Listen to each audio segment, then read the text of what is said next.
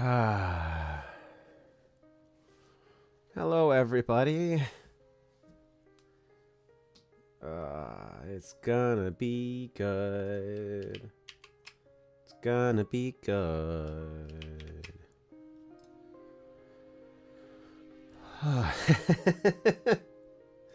Let's take a look at what I've done since yesterday's stream.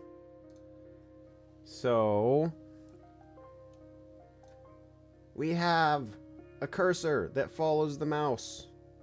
Now, the cursor follows the mouse rather than always being in the center of the screen. That's pretty amazing. We do still have this control that has to finish connecting. We still have this control, except it doesn't it doesn't follow the mouse properly, so that's an issue. But we'll get to that. Today is the plan. Alt tab, get my mouse free. So that is the kind of stuff that we are able to do. I did do some investigation with some weird things. So like you'll notice that we have, if you are observant, you'll notice we have a second IMC. This is for us to keep track of what control methodology is being used. So we'll see. We'll be working on that, getting that together today. Along with that, we can go ahead and talk through how we did this, Matt. How we got the cursor to follow our mouse. It was not what I expected. Quite honestly, it was really weird. I don't quite understand what this is actually doing.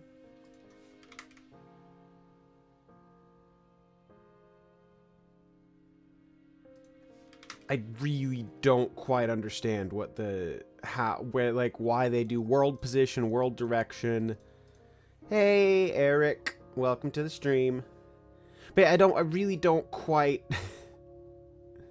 understand this projection. Maybe because it's from the camera. So my best guess is that it is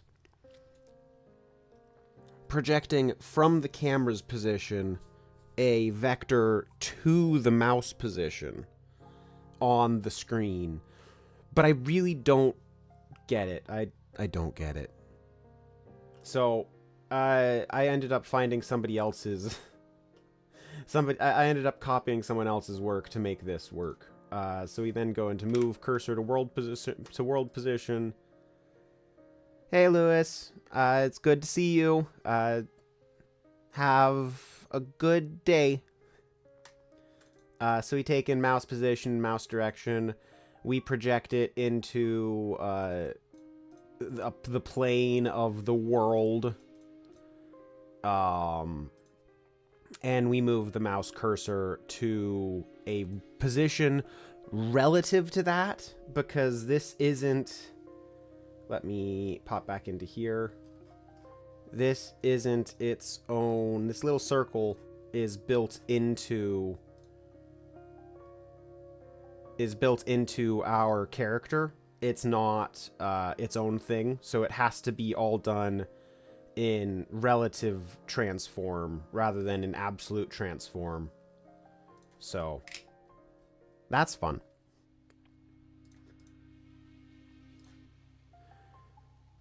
Blip, blip, blip, blip, blip.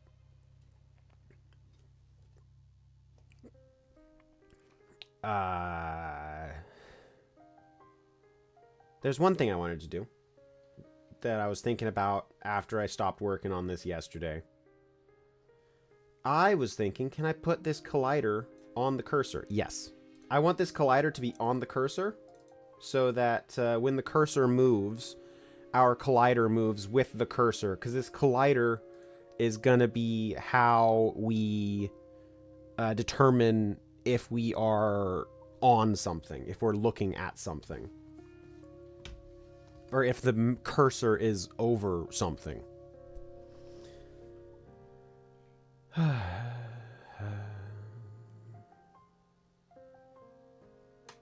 Okay, that's worth saving, and we close. Cool. I haven't done any work with the collider yet, so we'll deal with that later today or possibly tomorrow. But yeah. So there's a couple of things that I want to work on today. So we have control modes. We want to make the cursor polish, which means we want to go and make the cursor always floats above terrain. So it will, like, if we, let's say we pop into here. Right now it goes under this block of terrain. It should pop up as the cursor goes over to it. So we need to think about doing like we need to figure out like terrain height at the position of the cursor, so that it's always projecting on the top. I'm not quite sure how we want to do it, so we'll need to think about that. This does still work. Like, this is one of the things when we're zoomed in like this, we probably are also going to change cursor icon when zoomed fully in, or at least at some point in the zoom in process, because this circle doesn't make as much sense because it is snapped to terrain, or it's snapped to the layer that we're currently on. So you see it starts moving exponentially faster the further away it gets from us, which that's not exactly useful. We need it. We like, if we're zoomed in like this, we probably need a regular cursor. So we need to be able to snap between those two things. Other bits of cursor polish are going to have to wait until we have spin. Are going to have to wait until we have the unit system in place, at least minimally, because we then need to hook up the collider so that if it's touching something that's tagged as a unit, it will then snap to that unit. It needs to be a loose snap though, so there's a lot of polish to go in around that, but so that it will snap to that character so that it's circles around it, and then like the cursor gets to the side, like surrounds the character entirely and maybe pulses a little bit. I need to get this out of debug mode, get it into development mode. Yeah, build.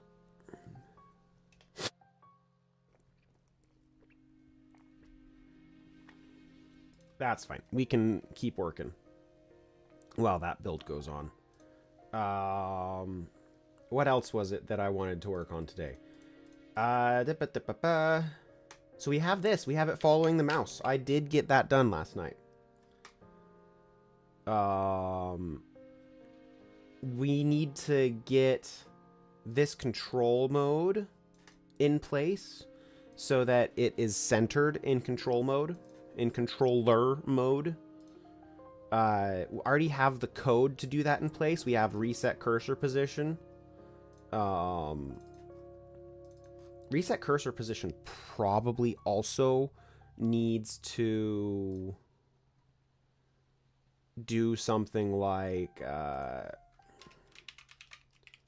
get mouse position, set mouse position. I know there's a way to set mouse position.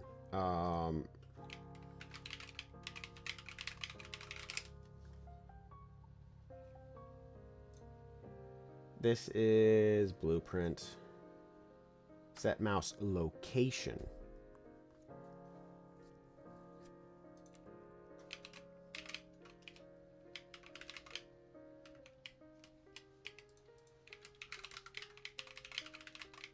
Yeah, set mouse location. So when we reset, we also probably need to put it, snap the mouse back to the middle of the screen.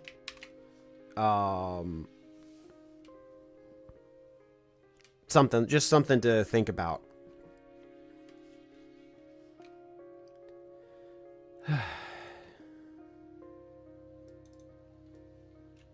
We don't need that right now.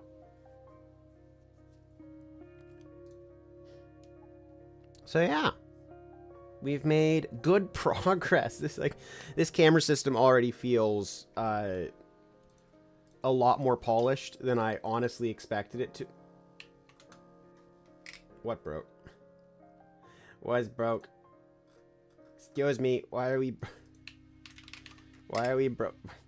broken?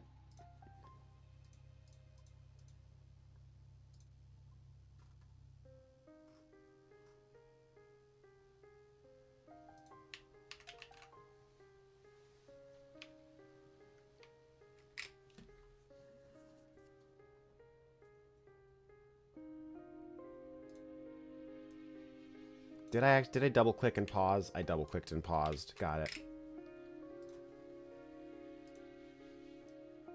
Got it. Okay.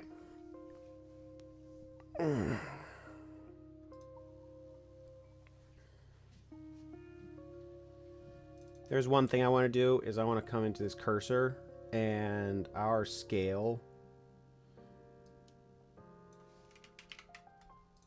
I want to make that 1.0 and 1.0. I think that was too big. Too big.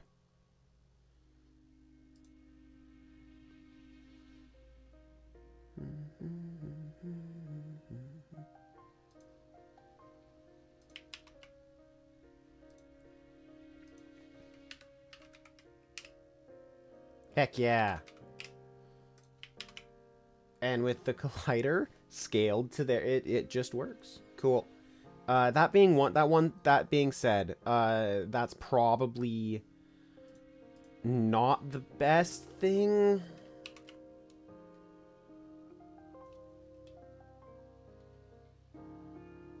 So I might need to make like a base cursor and then split it out into like a visual cursor. We'll play with that when we get to that part of the code.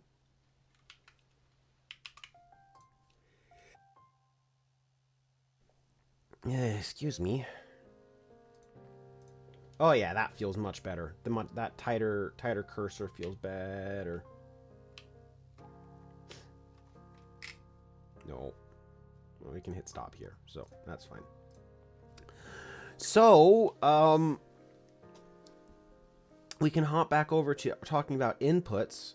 So we created this IMC control change, which basically has an input that is a binary, so yes or no input from everything on the gamepad. Everything, not everything on the touch screen, but over the first touch, the first touch is always going to be is always going to happen before you get multi-touch in a touchscreen, and the like any interaction with the mouse or any button press on the keyboard. And so we're gonna listen to these three events to implement our controller mapping switch, our control type switcher, because we want to do automatic control type switching.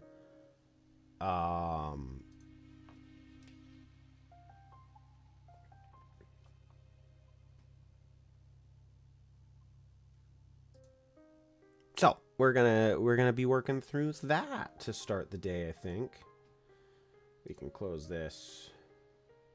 So I think we're gonna start with this.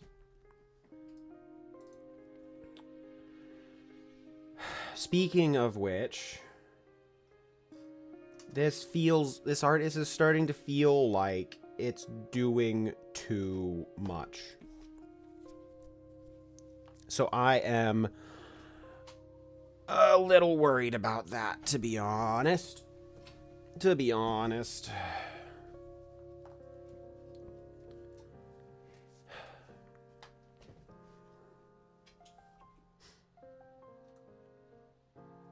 I mean, it's 200 lines of code. We have a ratio between, which which we use to make it so that we pan faster when we get closer to the edge of the screen. We also have lazy load references, which is fun. Which is called in a few places so that we can load my character at the last chance that it's needed, or as late as we can. This is something that I'm not quite sure I might need it. Wait. Yeah, so this can all be done in begin play, can't it? Yeah, this can all be done in begin play. Yeah, that's dumb. Okay.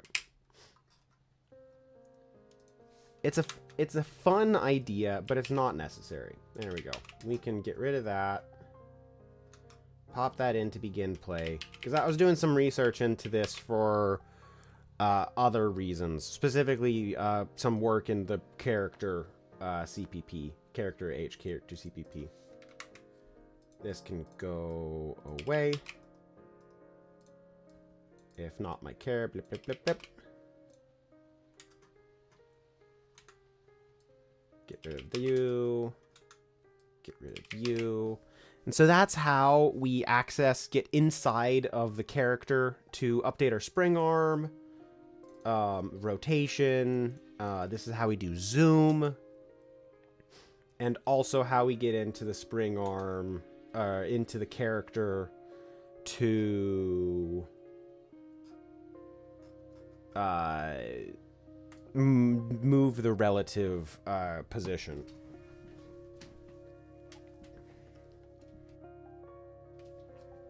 So the next thing that we need is we need to set up this character mapping, this control mapping system. Not mapping, control SWAT, like control. I'm still struggling with the name, which is always fun.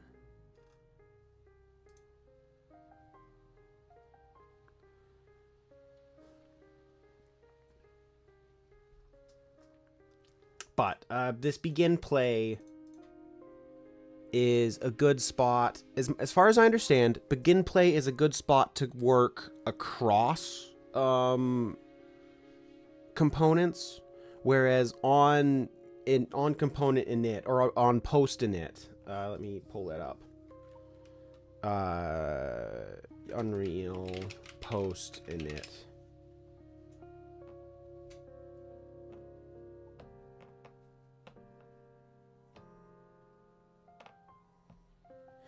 Give me a second, I have a call that I think I have to take, so I'll be right back.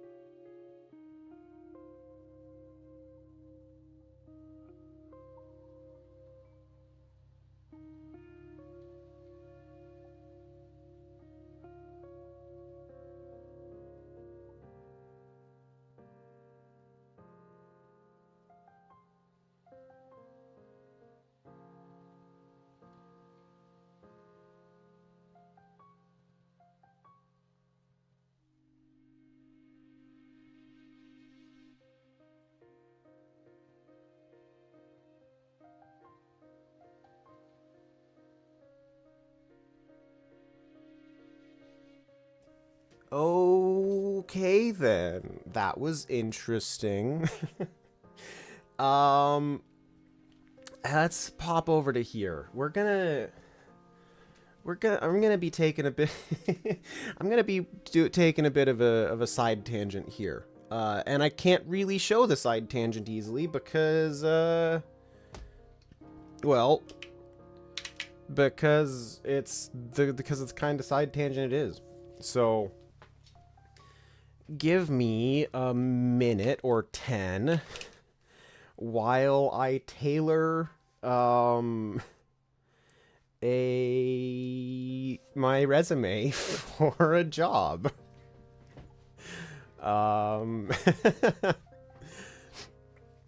uh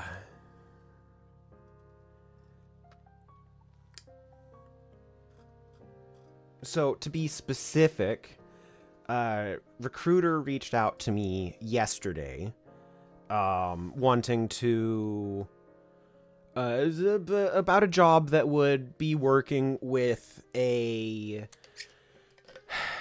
It seemed like it might be server-side game development adjacent, effectively. I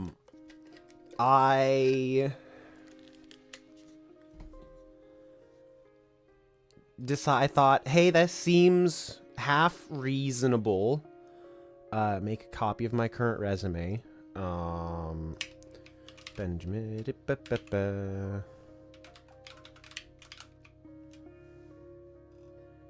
And it's gonna be...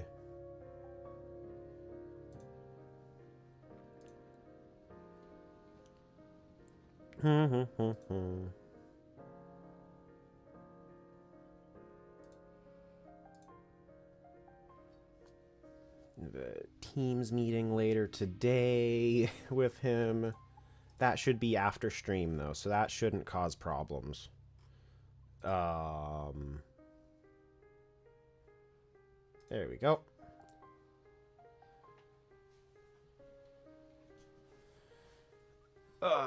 So it's a...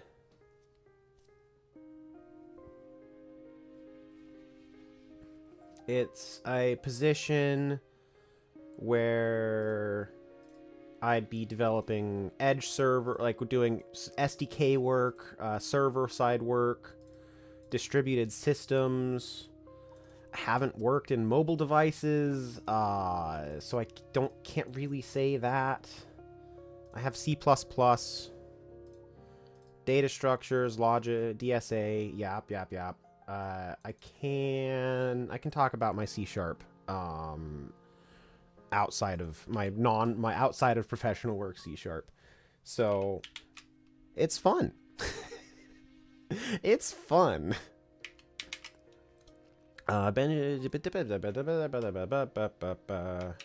Resume tailored. Make a copy. Have to give it a moment. Okay.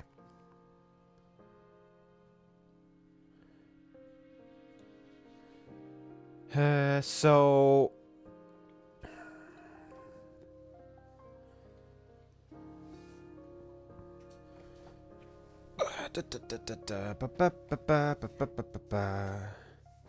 oh, I need to update this anyway.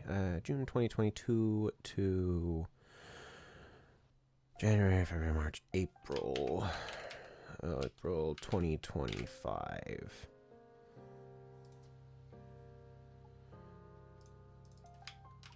April 2025. Blah, blah, blah.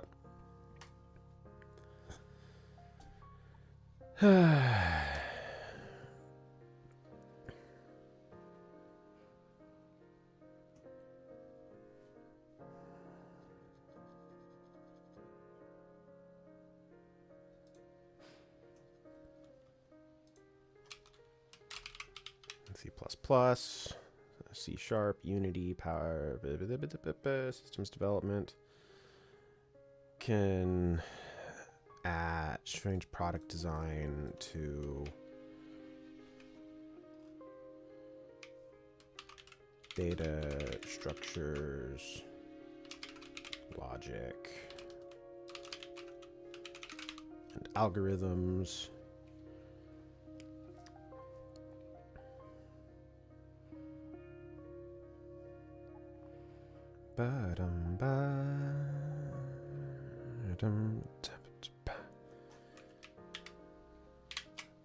Sorry for experience object, demonstrate experience in working with legacy code bases.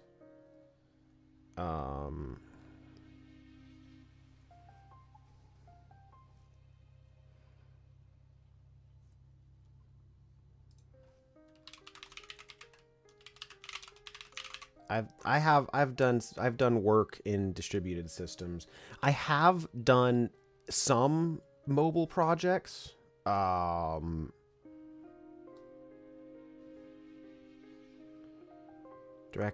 I can just replace that with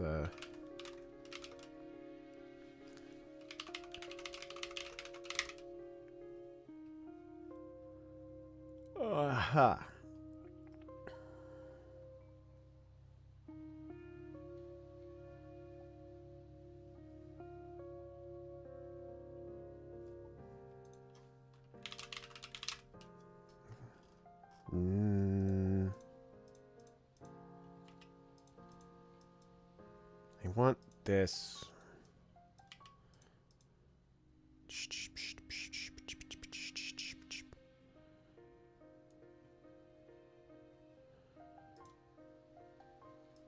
With distributed systems. Bep, bep, bep.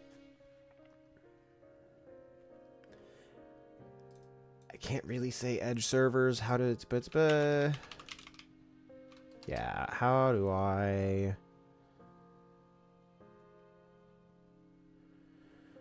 I can probably drop systems development for SDK design. It's always a struggle figuring out how to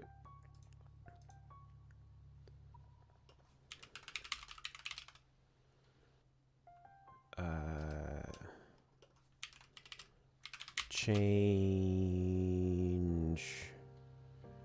margins.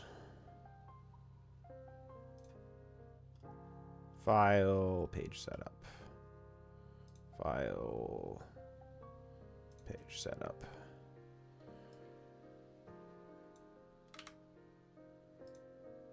There we go. Now I have plenty more space.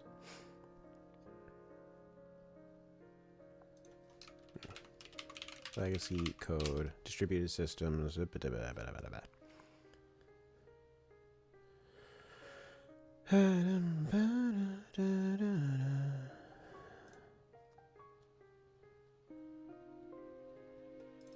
can switch that with SDKs. Hey.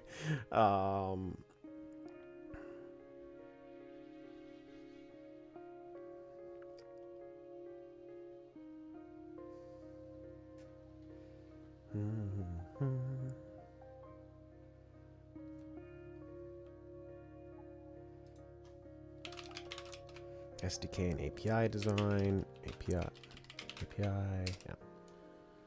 Because it's a bit trying to figure out how I can talk about edge servers. If I had a project section in here, I could talk about Stream Core.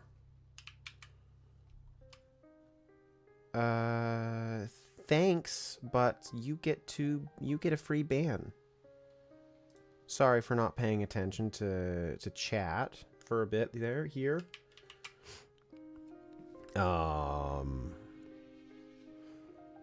What can I like?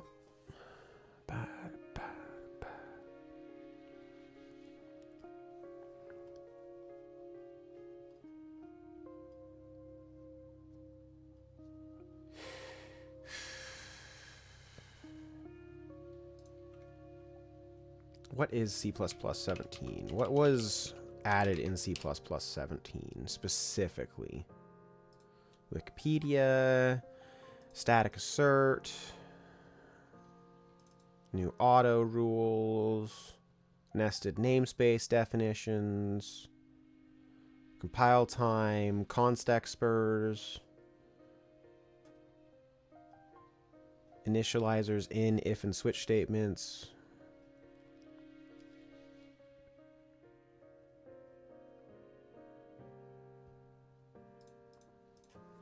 C++ 17. I just might as well throw that in.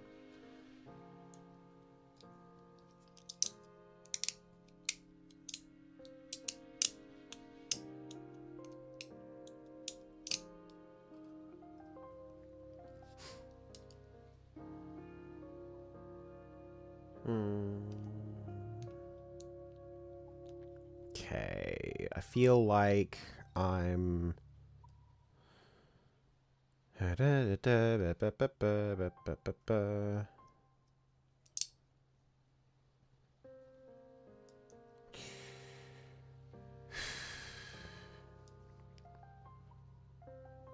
gonna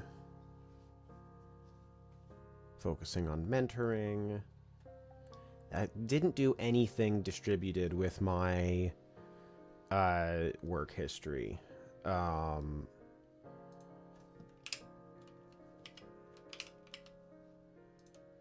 what I'm going to do is I'm going to add one more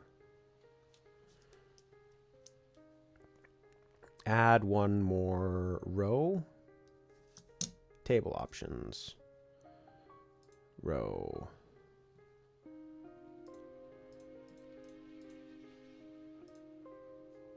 How do I add? Insert table. No. It's not a table? I thought this must be a table.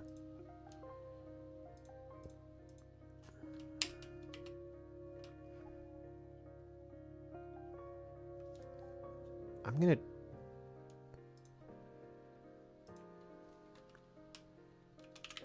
tlib to get. Gonna drop get from there and say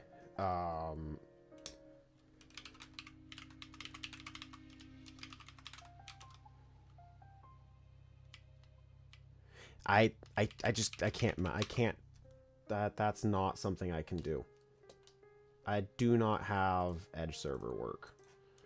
But I've done SDKs, I've done APIs, I've done C++, I've done some mobile.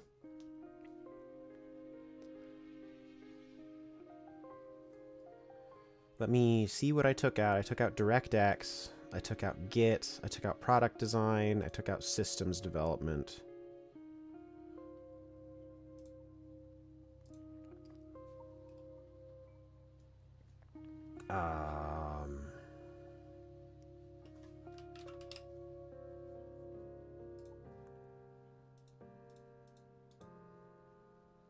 Insert row after. There we go. How about I just insert a column to the right? There we go. Hey, now I can re-add these things. So I'm gonna go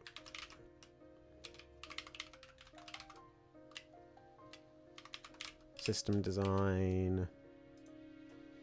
What else did I take out? Oh, whoops. Insert column right.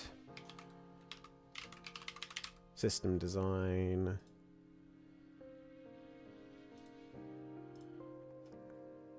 Doesn't have anything about DirectX, but I want that there. Systems development is what I'm gonna go with.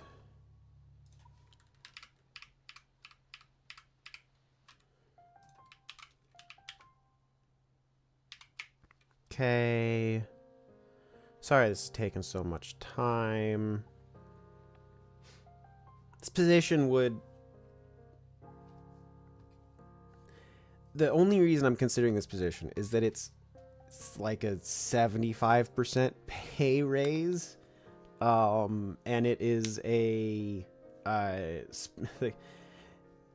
time compared to where I was in my last job, and it's also a contract position.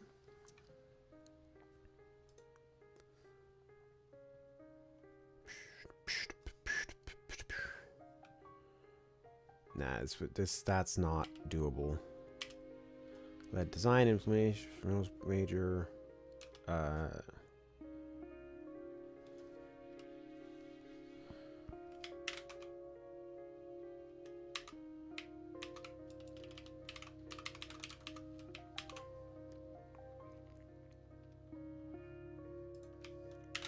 API design and implementation. Blep, blep, blep, blep, blep. Blep, blep, blep, blep, blep.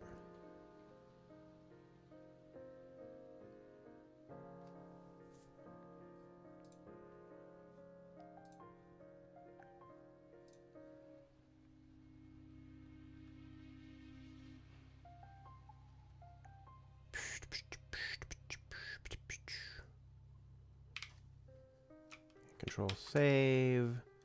Let's go one more time. Okay, here.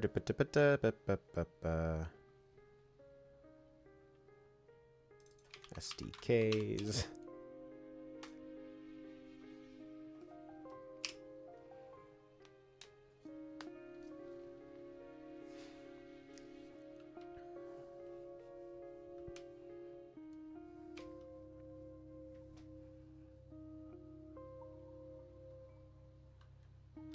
In process,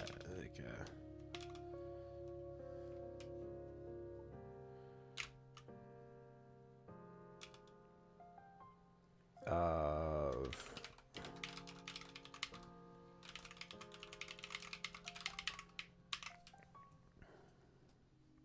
in process of promotion to senior.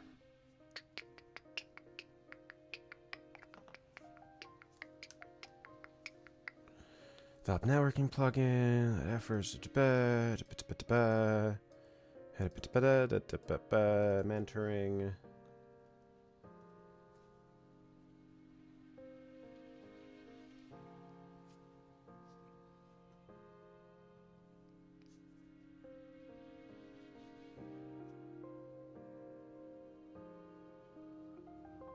User interfaces and user experience. Little SDKs. Like, I can't make up edge servers.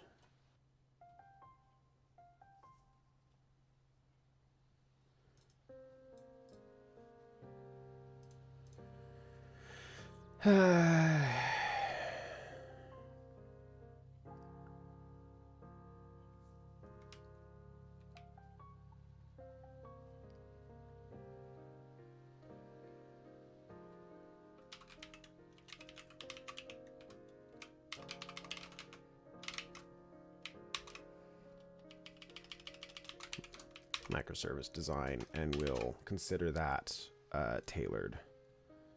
We're going to download as a PDF. Thank you. Like, actually download it. Yup. That's... No, not print. Actually download it. Yes.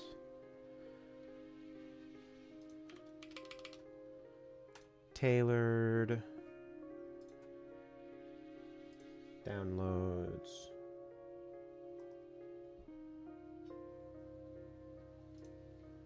Then pop over into my LinkedIn.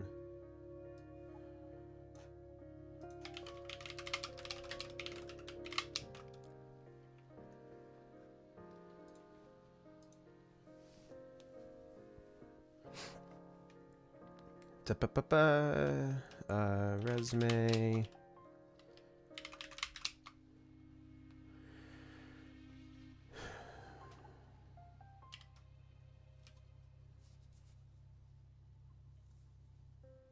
Attached is my tailored resume.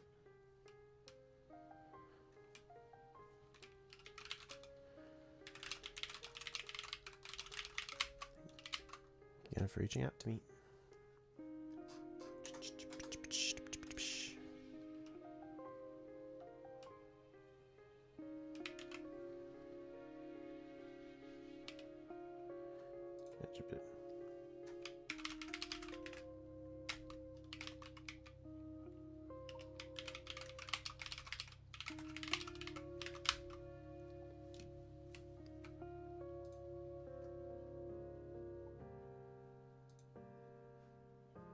Give me just a little bit more. Blep, blep, blep.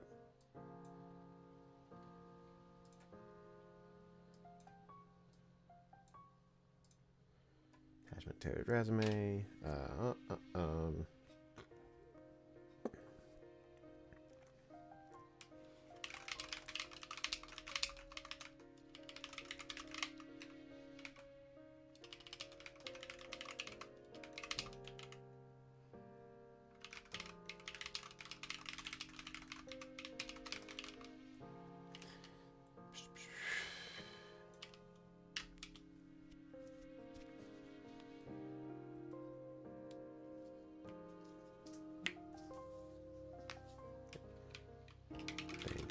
Again for reaching out to me, Ben.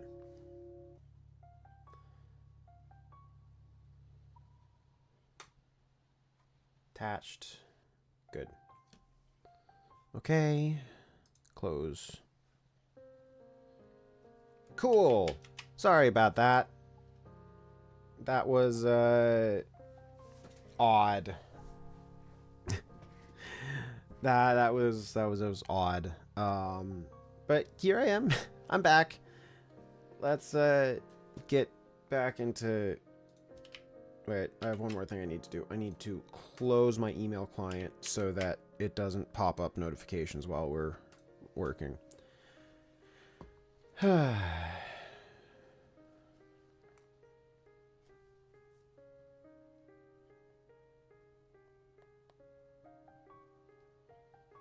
Right. So post initialize components.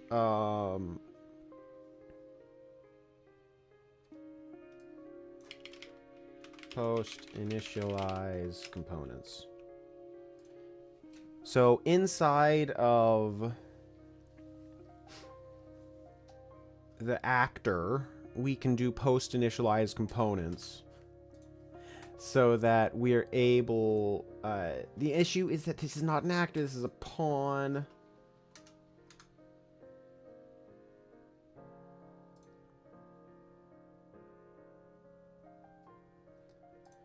A actor. No, a pawn is an actor. It's not a pawn.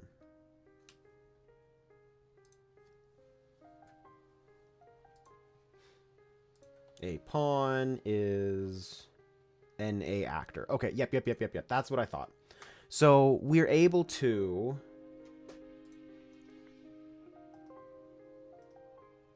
use post initialize components for our pawn to hook things up.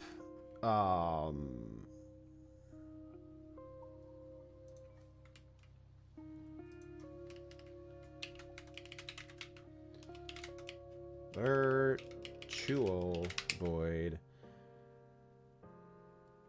post initialize components override. Yeah.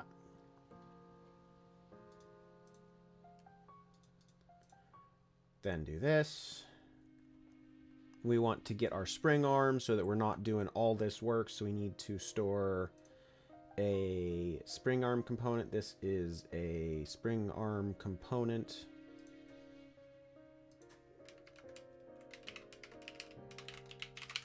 Private.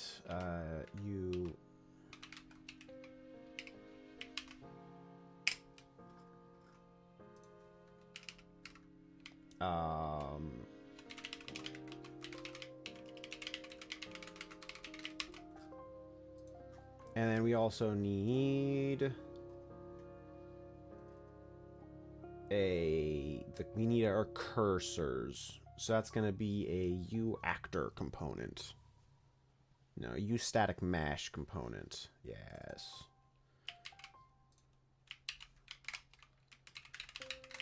Cursor.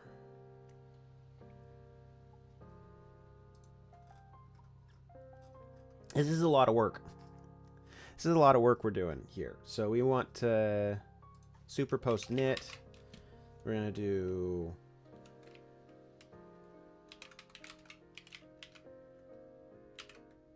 equals step up.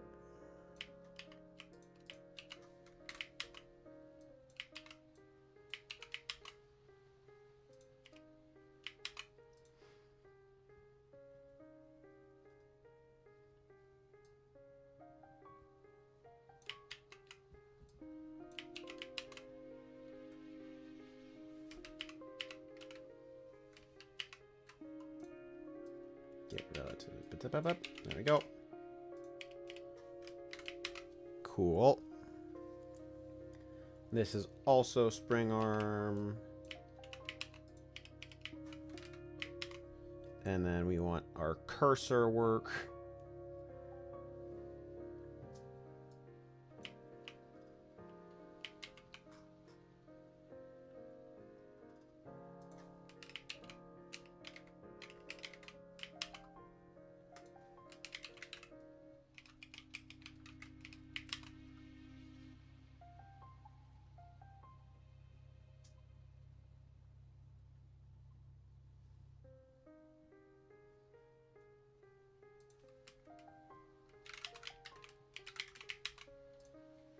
This here needs to be not cursor. This needs to be const auto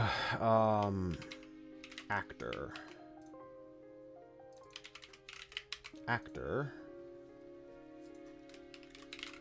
break.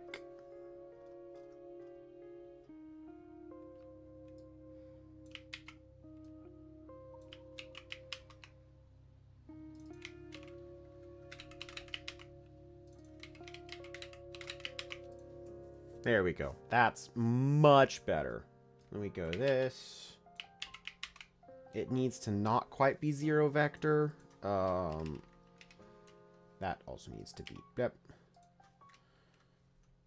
This needs to be F vector. We need to.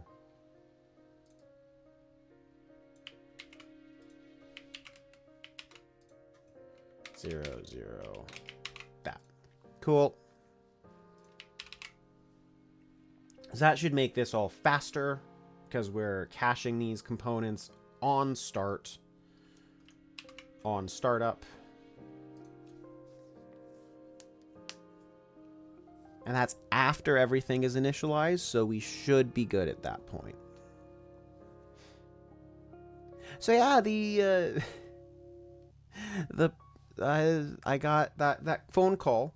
The recruiter got back to me. A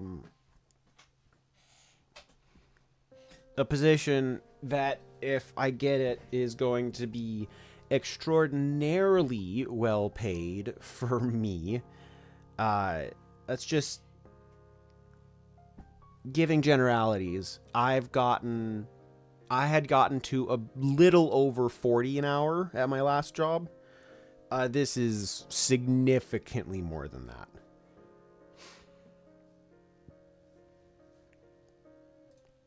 And it seems like it would be a good step towards being further into game development, because of what it's working on.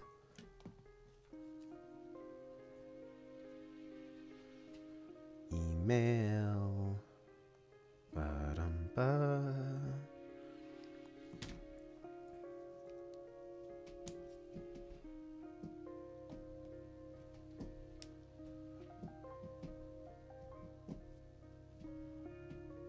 Let's make sure everything works now that we've built. Okay, cool. Spring arm, rotate.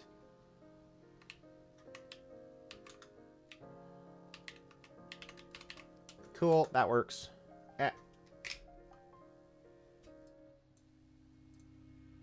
Now I can stop. Now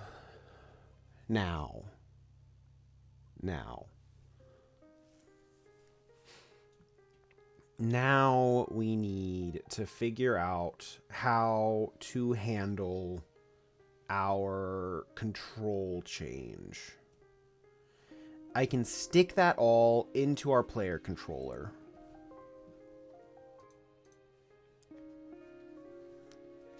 I can stick that all into the player controller. We then have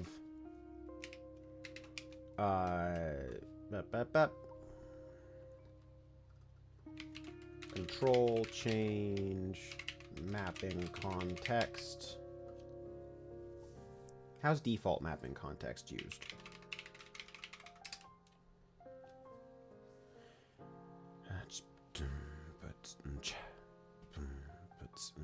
Okay, so that would be like set as priority 1, I guess, maybe. Maybe.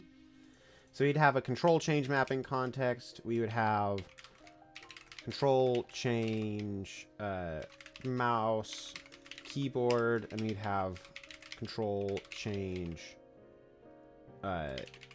gamepad.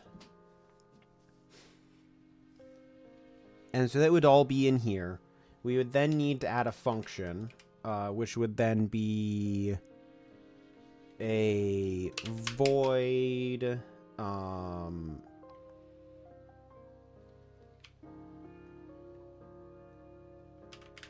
mouse keyboard triggered.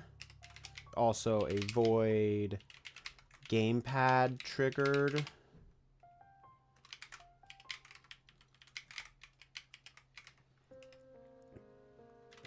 And then we'd have a internal function, a utility function that would we would then need a enum class, which would then be control style, and that would be mouse keyboard gamepad. We'd also have a void control style changed, or yeah, update control style, which is going to take in a control style new style. This also means we're going to have in our private, so this is going to be protected. Public. This is going to be private. We then have a control style current style.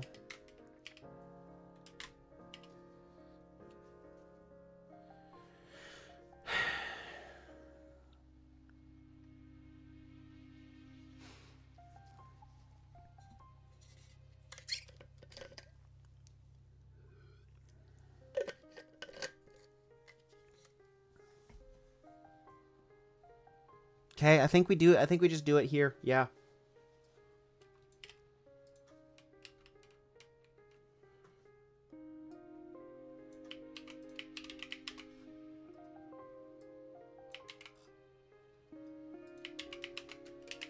This is going to be blip, blip, blip, blip, blip, blip.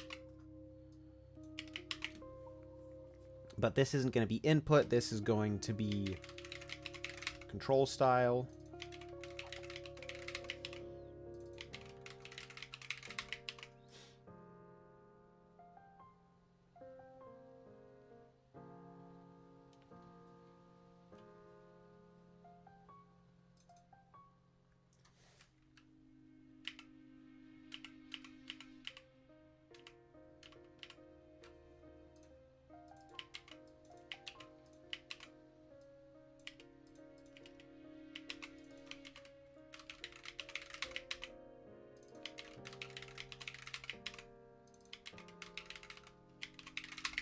There we go. I'm going to take this down into here.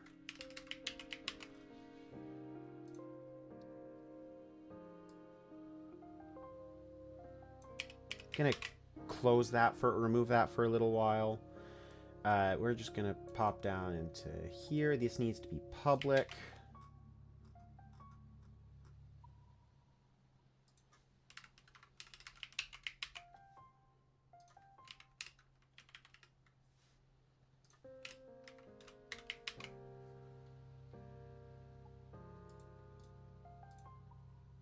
E control style, sure.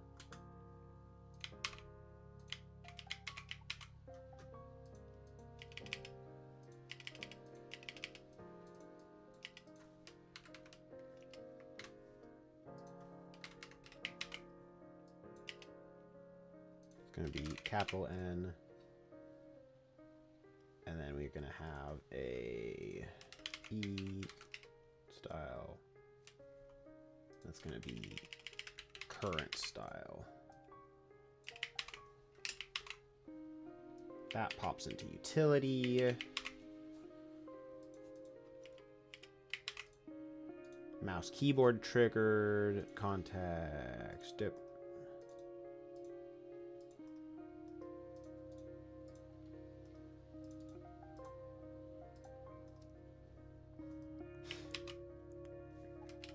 If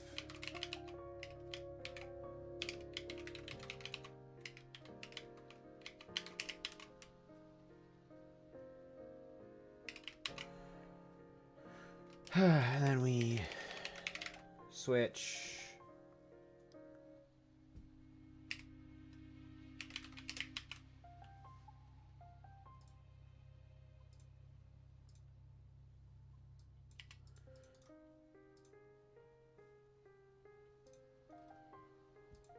Cool.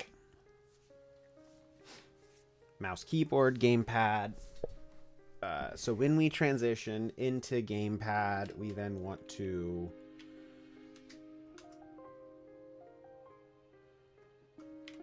my character reset cursor position, and we also want to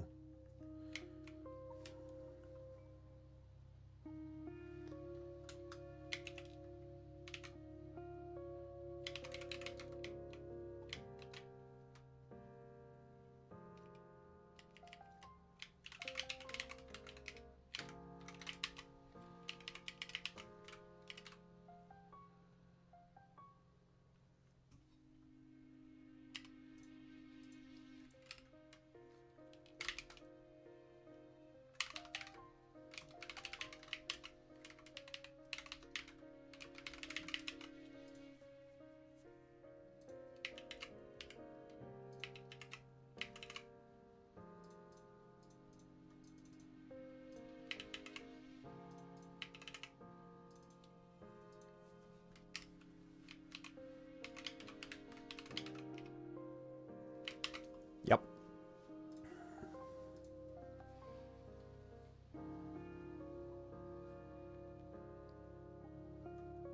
Don't know what to do here, but then we pop up into blah. Well, we need to do this. So it's then going to be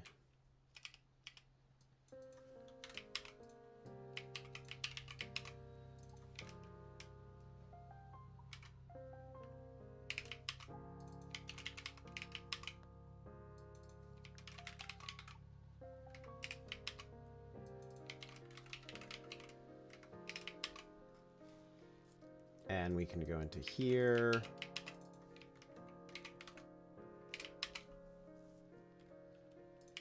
Set that to 1, I suppose. No, set that to 0. Set you to 1, I suppose. If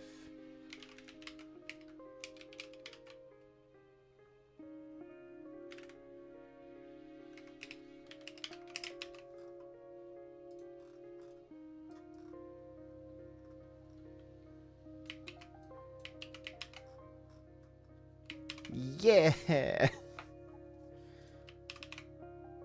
Rebuild.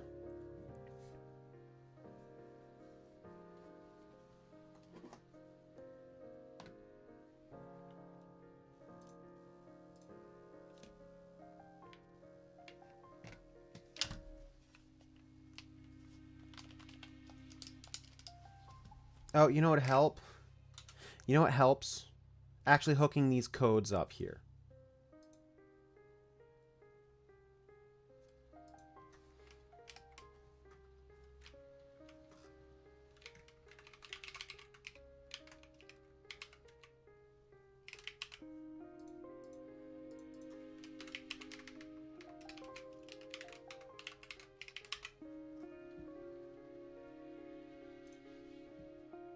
It helps.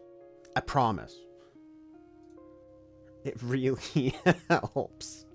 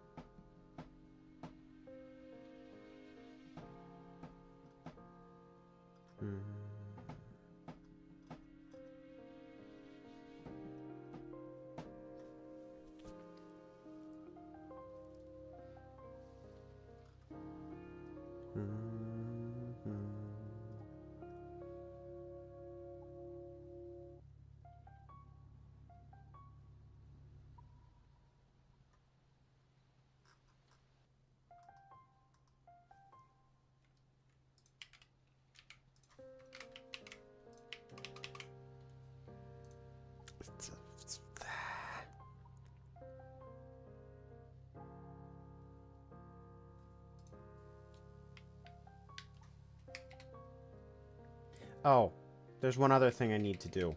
I'm smart. You know it. We know it. I'm smart. Blueprints, player controller. We have new things to hook up.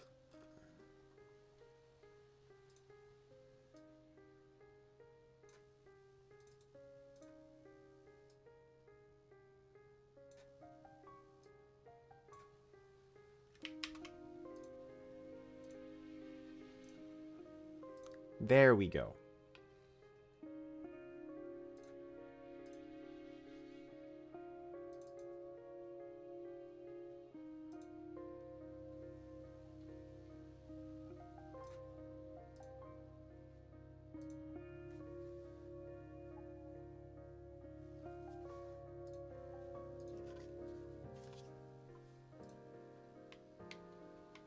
No, that's what I was worried about.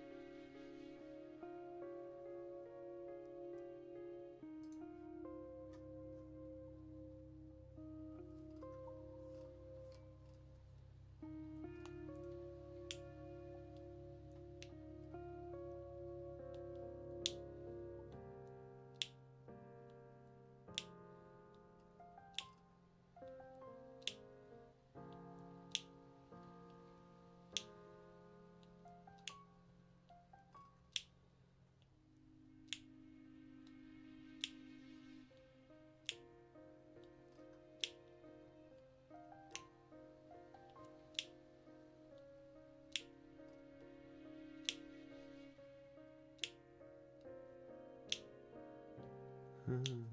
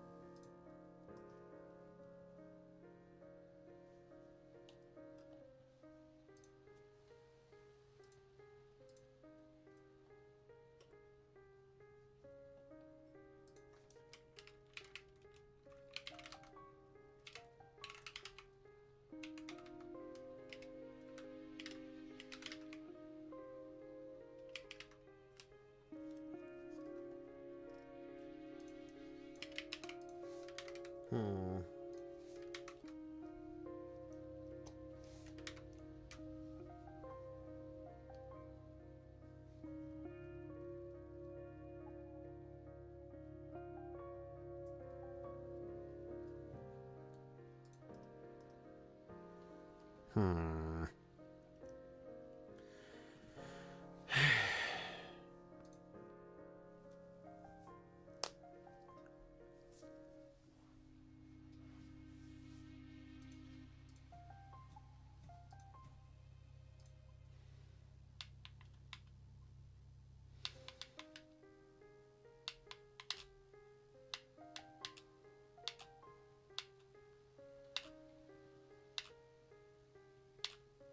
So that's working. But I need to get that information without consuming the input. I need to...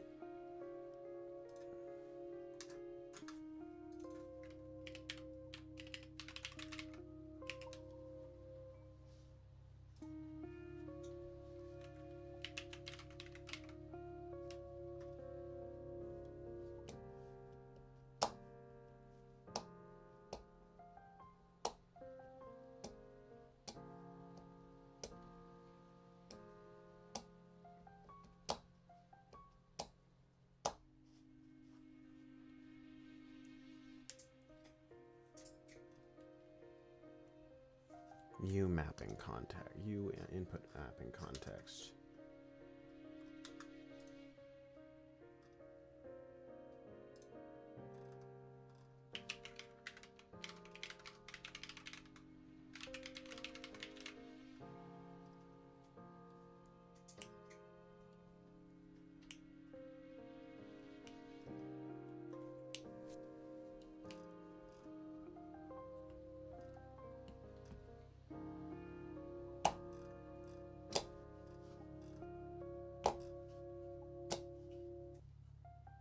Hmm.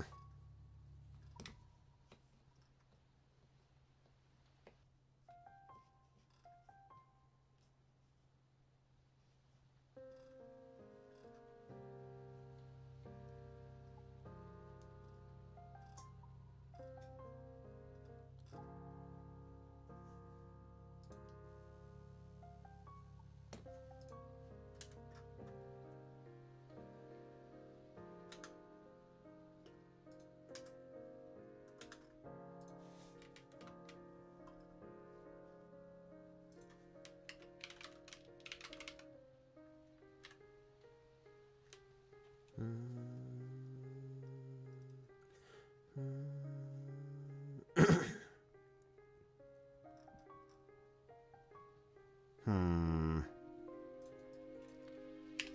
So having access to the instance wouldn't work.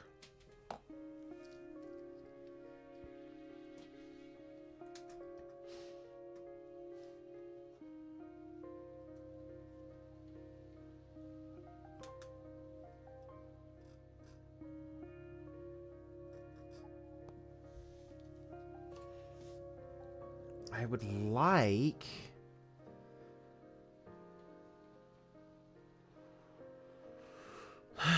Fine.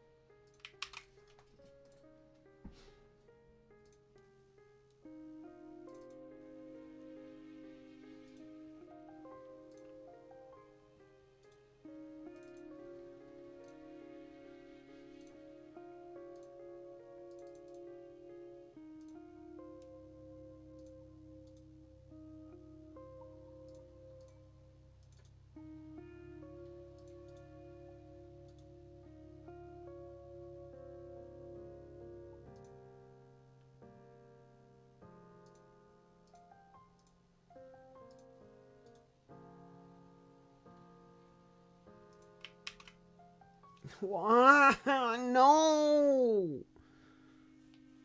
There's so much to copy!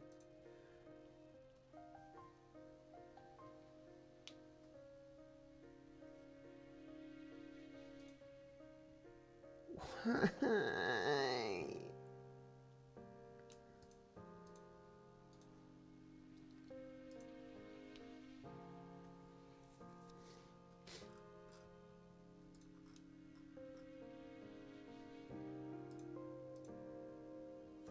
Ah! And it's not gonna work anyway.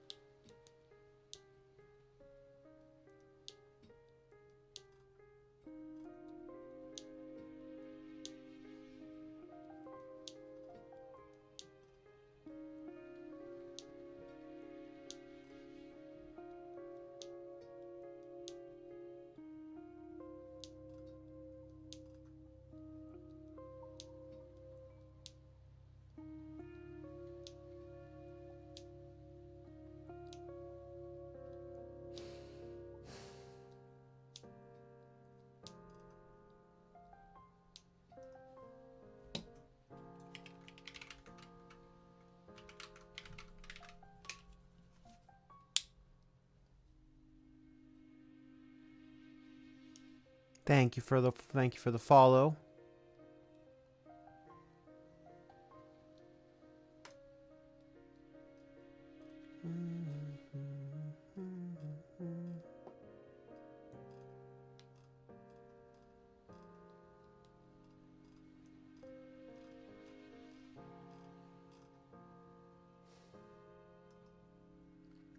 We're working on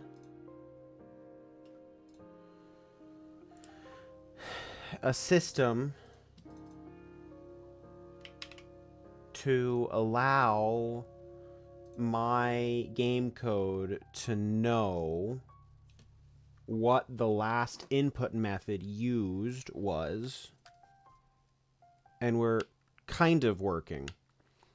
So we use the mouse. Mouse is in control. Use the gamepad. It snaps back to the middle because the gamepad is in control. But the way I've set it up, it consumes the input so that the rest of the game doesn't know about it, and I don't know how to change that. So that's not grand. So I'm doing research to figure out what I can do.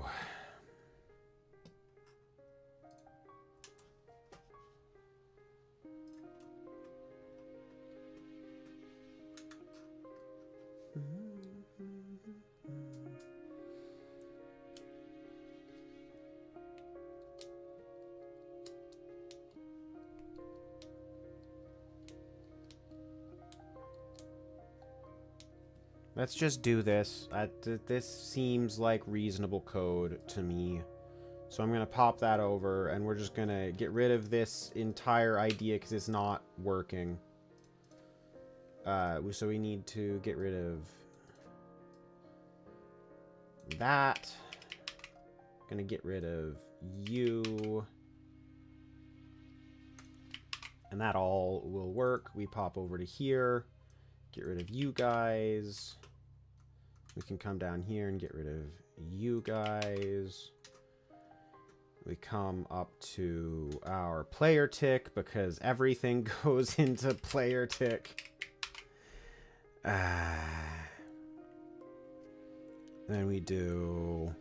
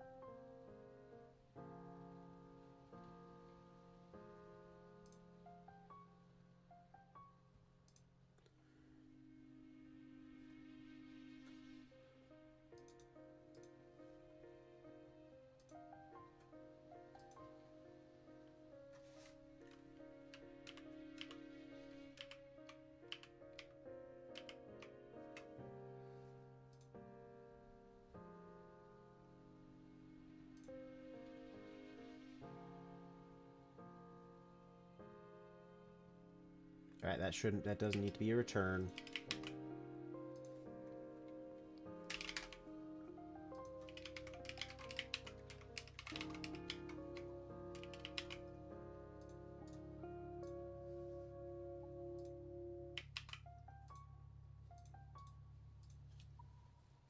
You can be const, and you can be const.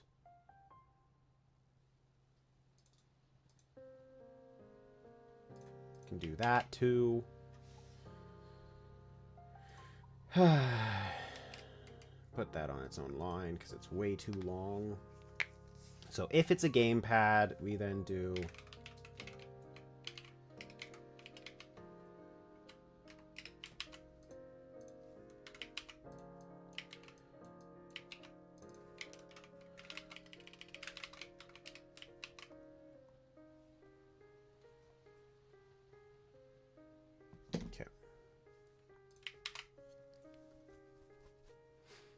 cool.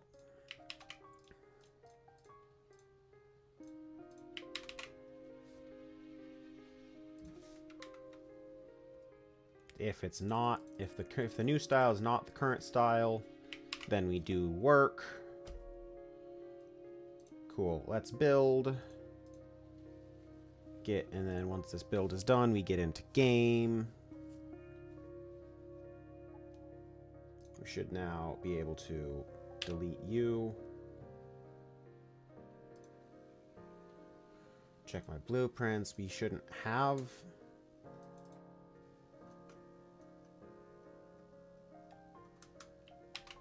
Save.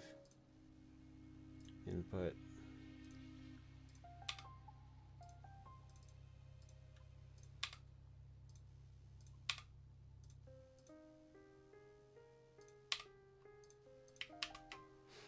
Cool.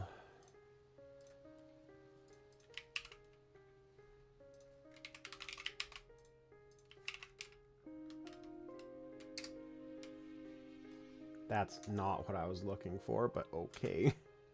Update control style, and this is gamepad touch. I'm just gonna go blip blip blip.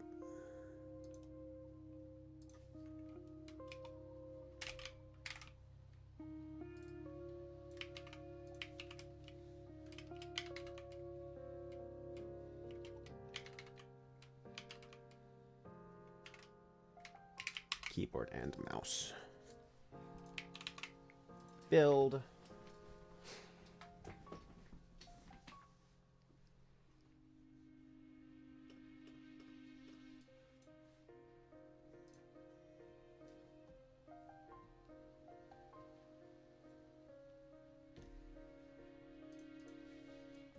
Okay, and now we can pop into here.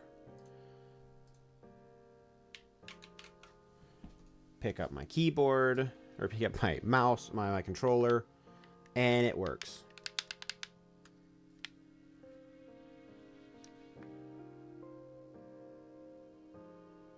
Look at that, look at that. And then I pop my mouse back in, and I can zoom out. Oh, that feels good. Oh, that feels good. It snaps to the middle when I pull out my controller. That is a win. And since we're already, like, our work already does that, so we have our control modes in place, we'll probably need to hook this all together in a different way later, but for now, it's progress. So that means we have this. Cursor polish, making it always float above the terrain is going to be a big deal. One thing I want to do, one important thing I want to do is go to the H file. Let's go ahead and grab this. We don't need actor, we don't need you. H.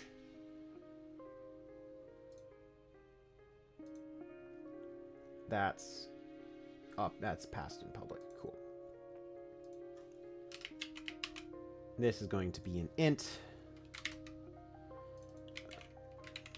cursor, and this is going to be height above surface equals 10. That actually should probably be a float. 0.0.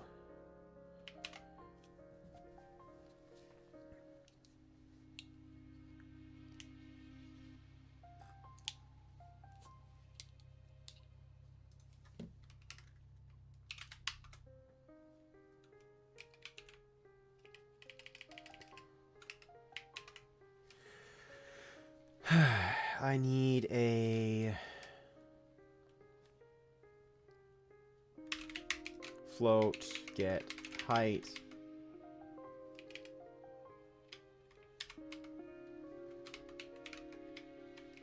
beneath cursor.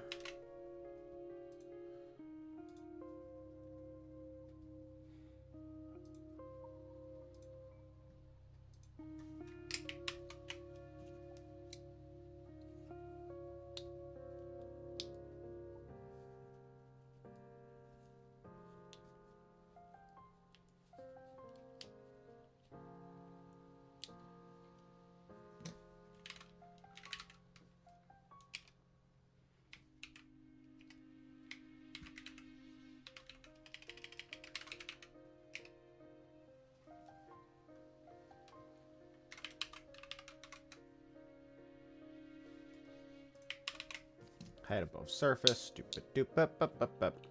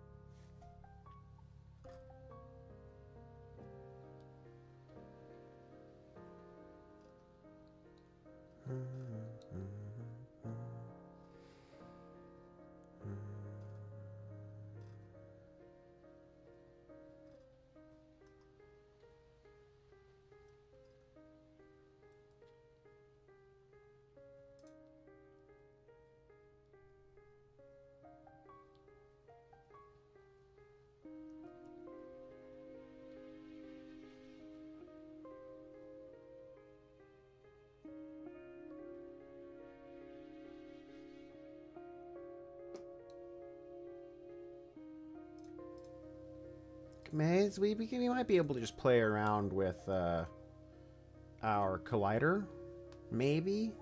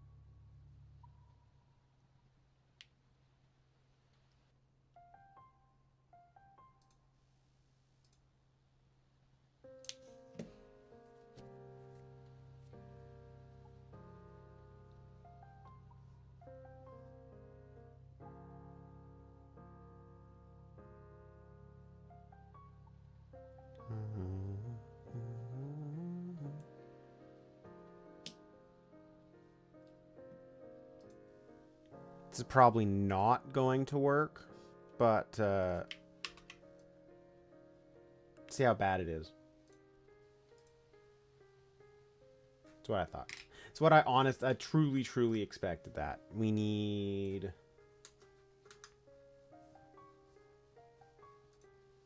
this to, so one thing we need is we need this to be offset, not backwards, upwards.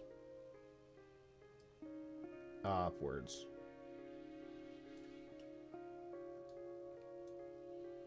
Can we...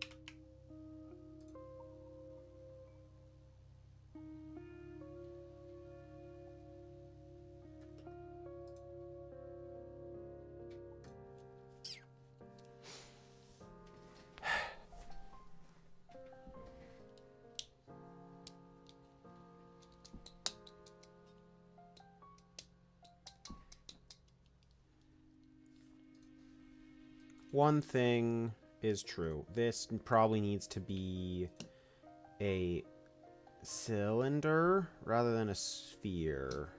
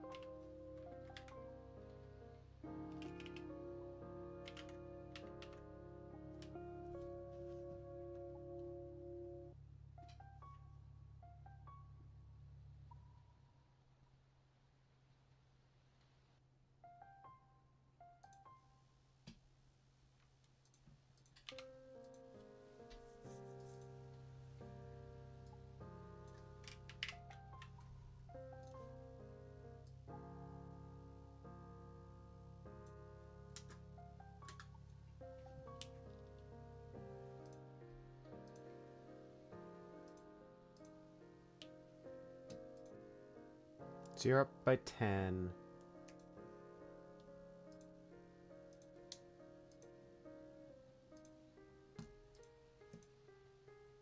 Okay, I think that seems right.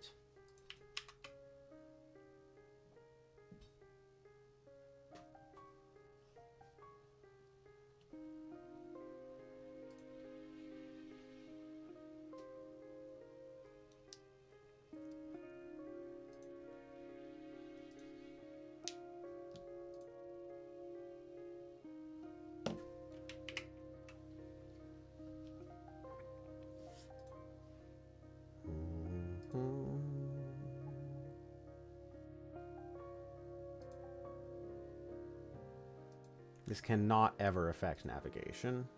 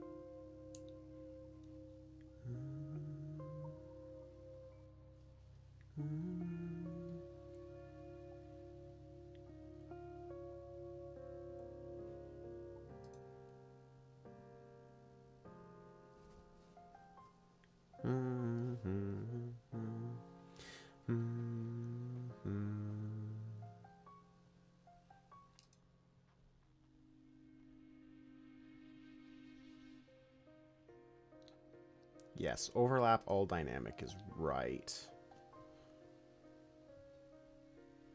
I think.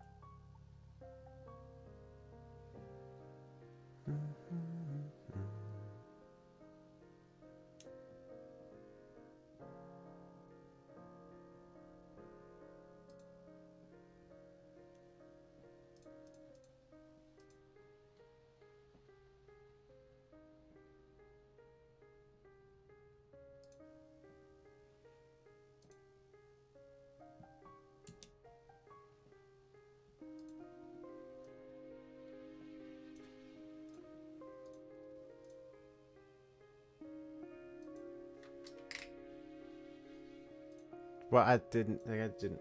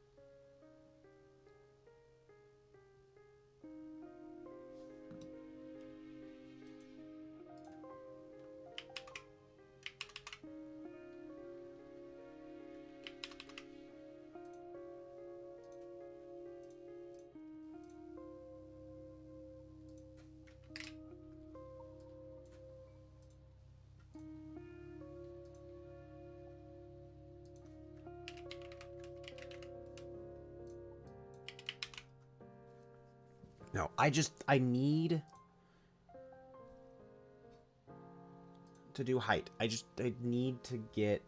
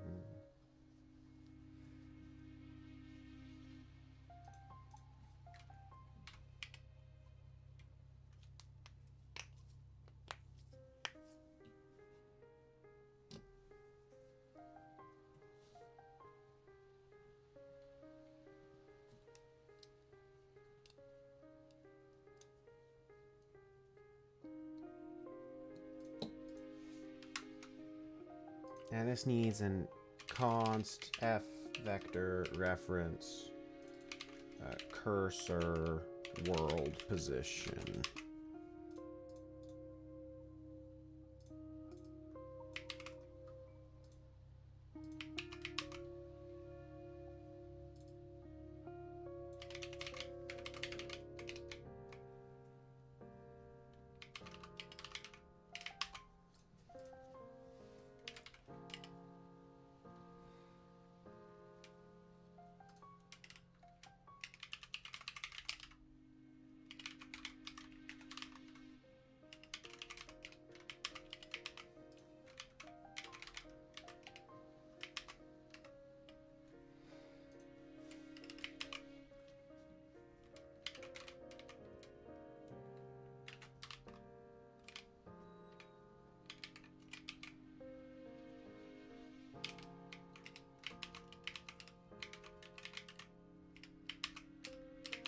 Okay.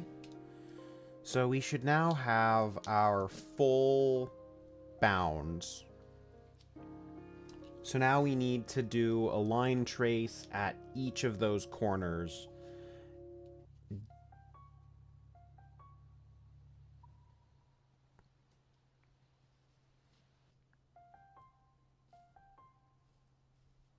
Up and down.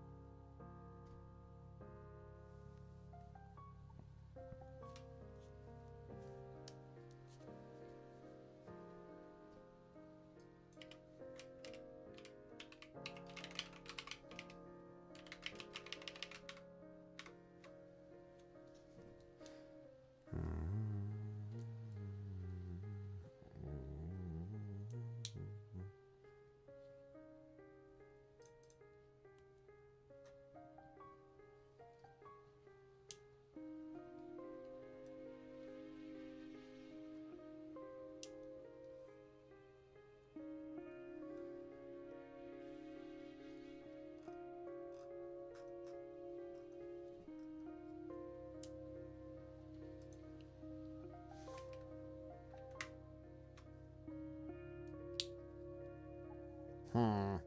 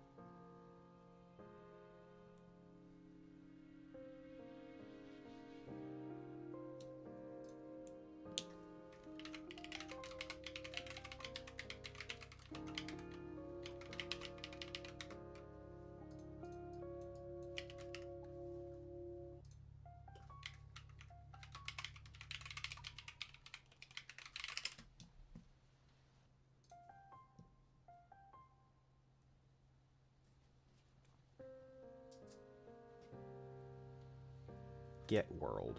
Okay.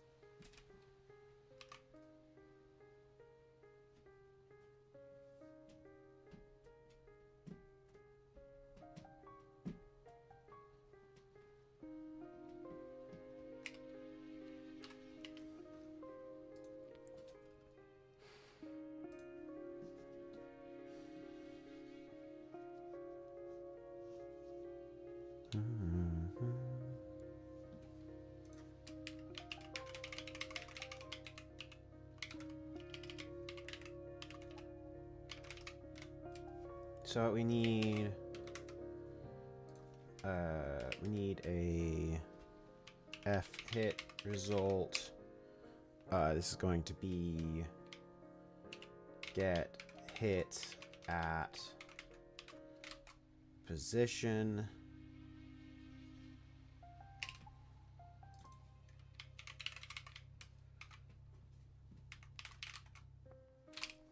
And then we want to do bool down.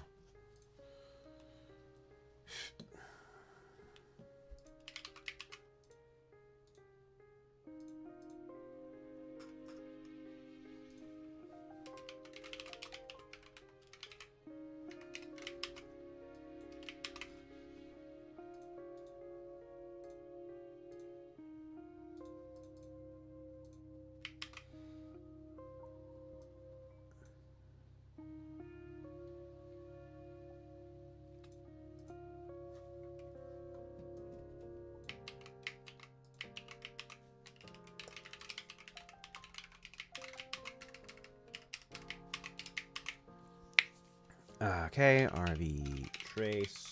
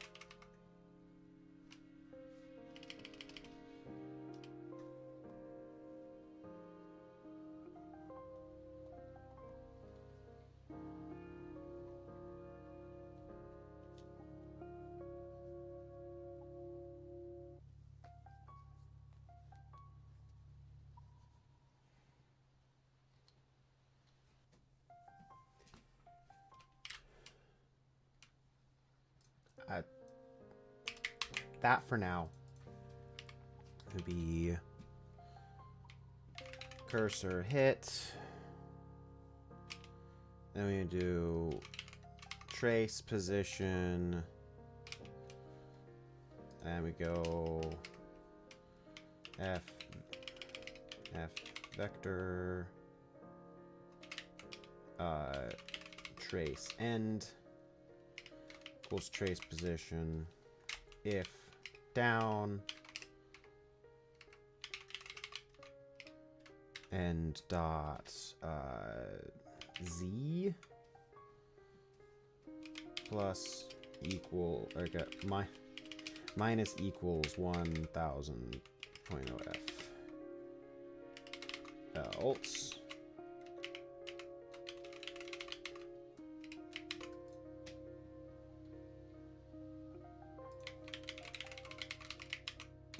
trace end.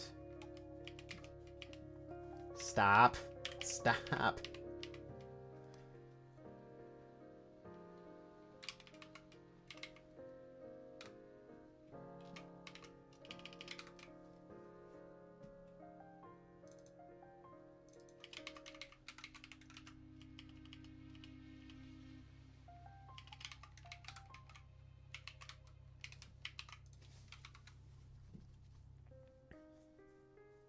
We want world static.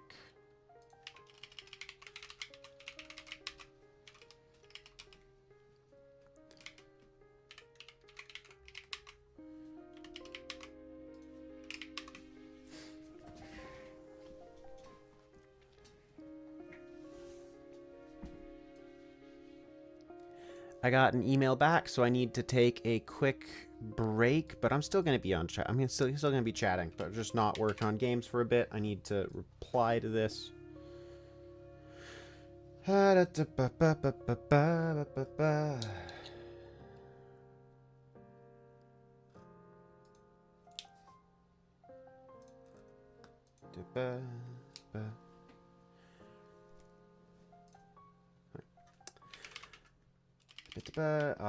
My most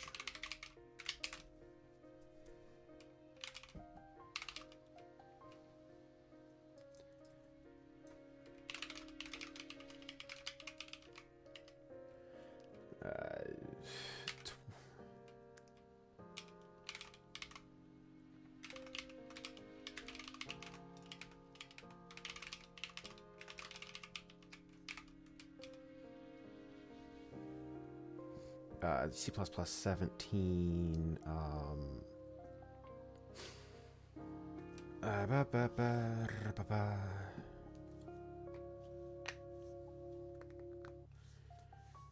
did work with C++ 20. Definitely using C++ 17.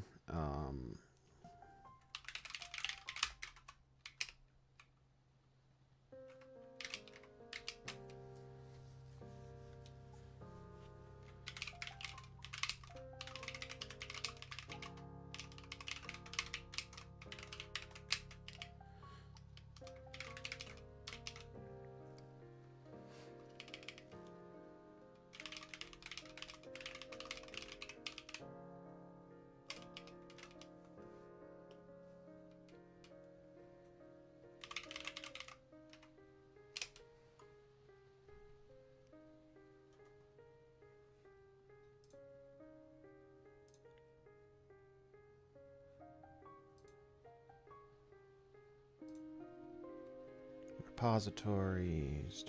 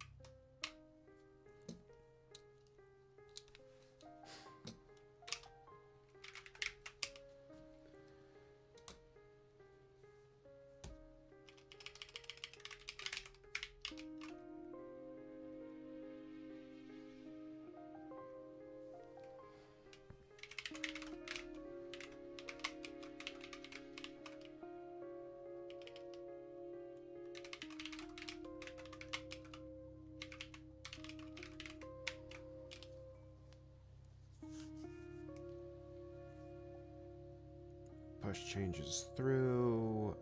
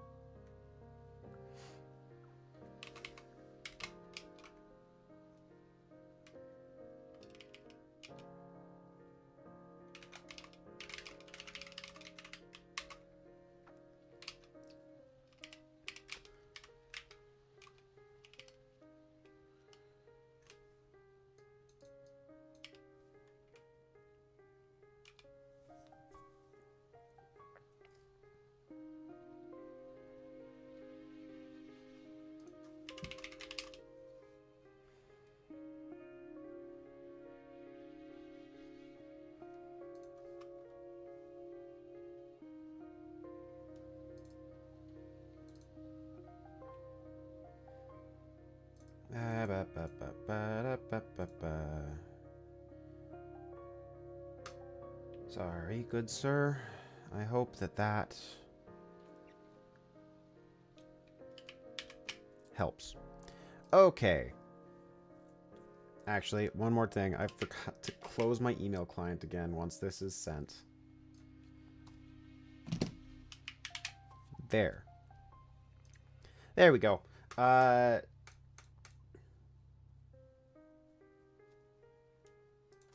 Cursor hit dot.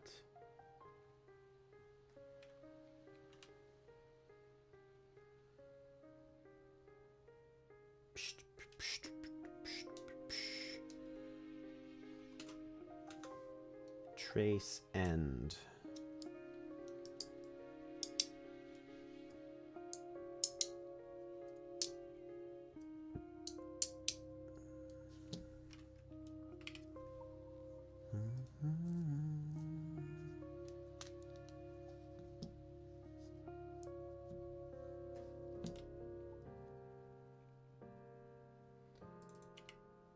as a return cursor. That's right.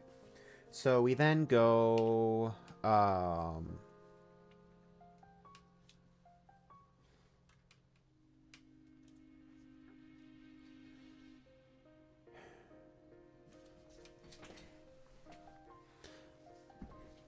am I going to include multi-layer terrain? That is the question. Am I going to include multi-layer terrain? Stuff that goes over top each other.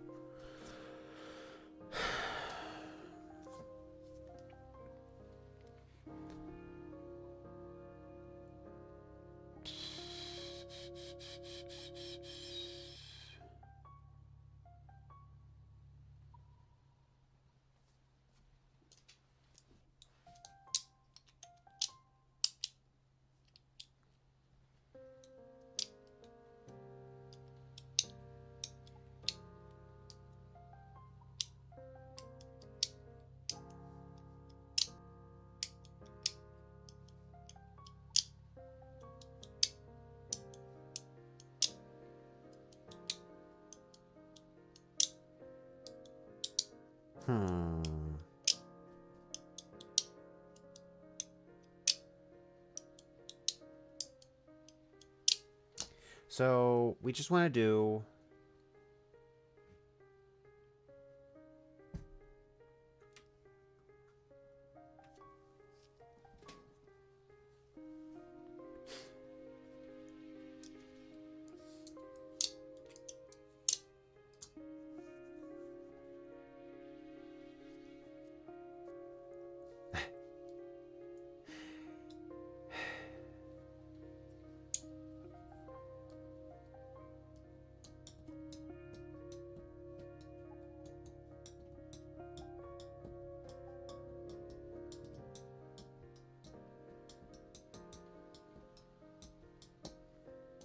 This isn't quite what I want. This isn't quite what I want. I think what I want is...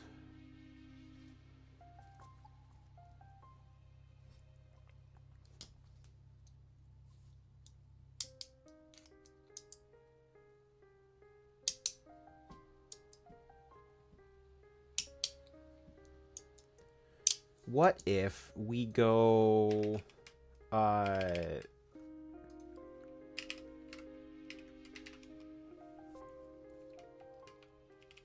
can we do... Can we...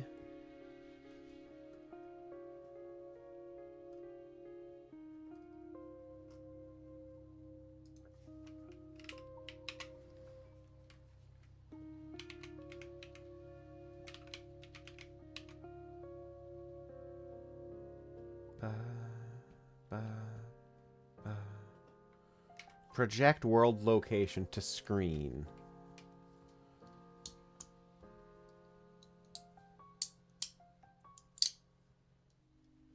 Yeah. Where does that come from? That comes from player controller.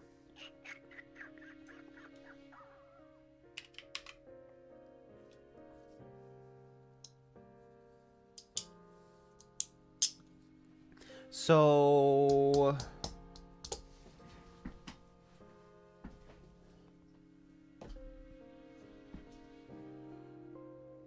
give me a little bit. I'll be right back.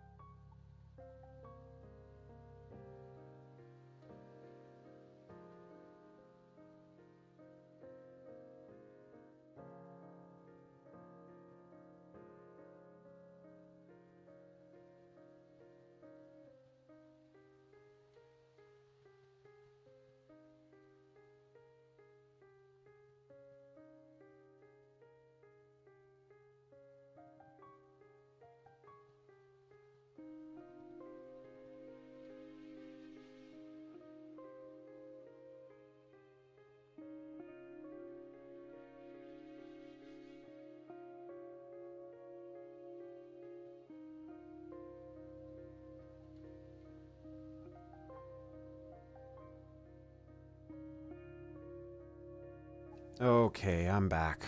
Sorry about that. But sometimes nature calls. Haha. So.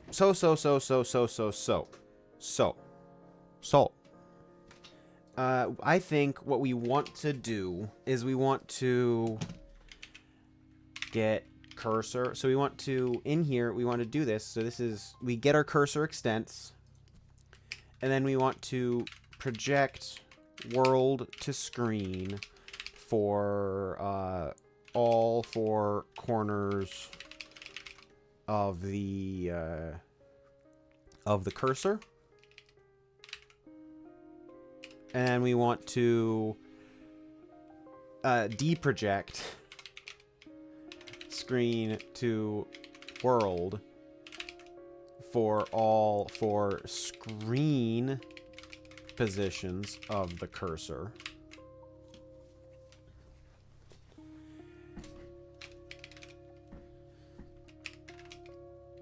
We then and it's only then that we then find the highest point and place the cursor there. Does that sound about right? That sounds about right to me. So we already get our cursor bounds. So we now need to get player controller.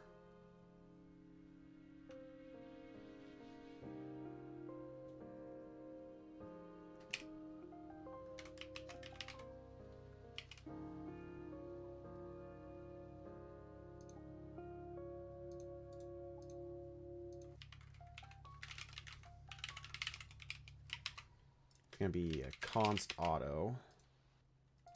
Name it correctly. There we go.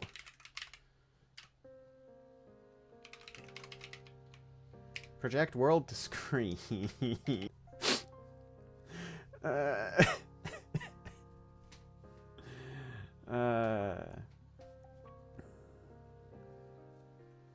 Okay, so this is not quite what we want. We want to return a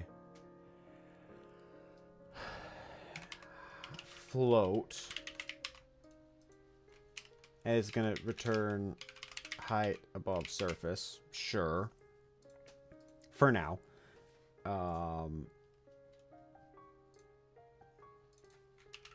going to return a float.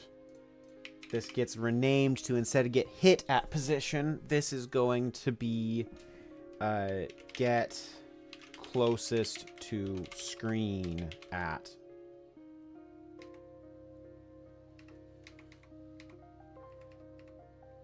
position. So we're then going to do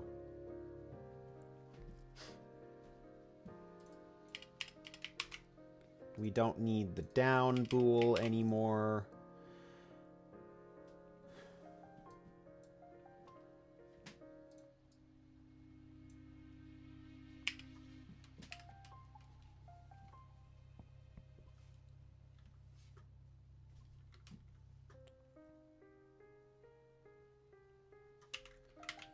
Float.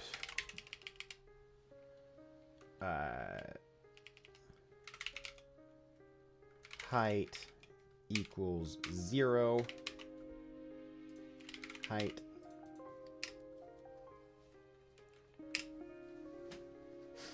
I think we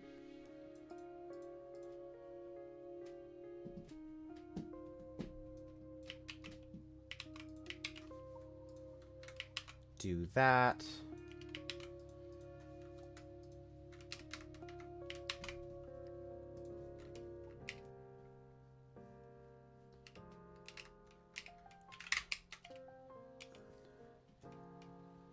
Auto blah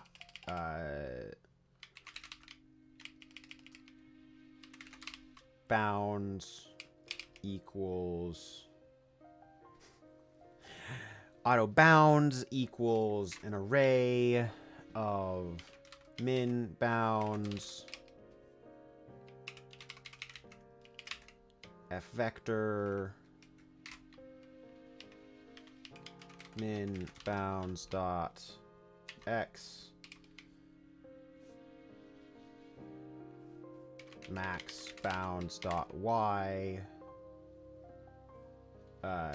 min bounds dot z f vector min max bounds dot x min bounds dot y max bounds dot z. It should all be the same.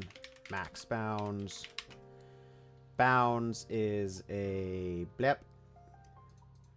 We then go for bound in bounds auto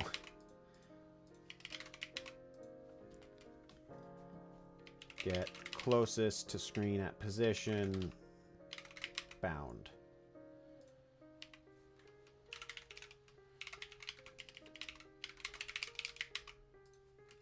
If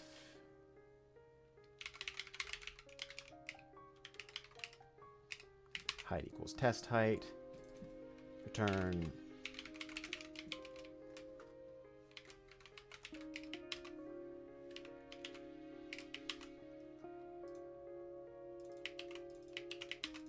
height plus height above surface.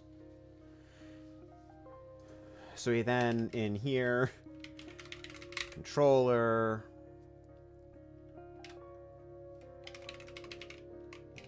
world location to screen, trace position.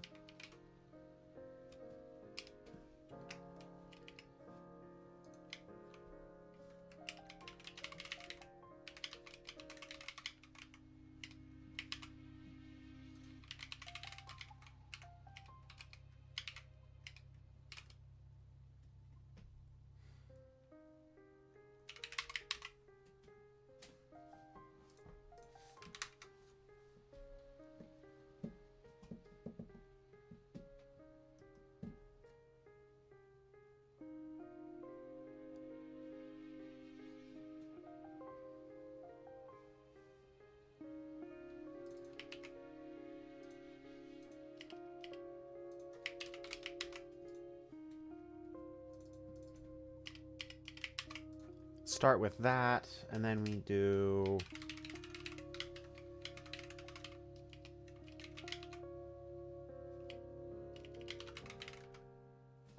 screen position to world.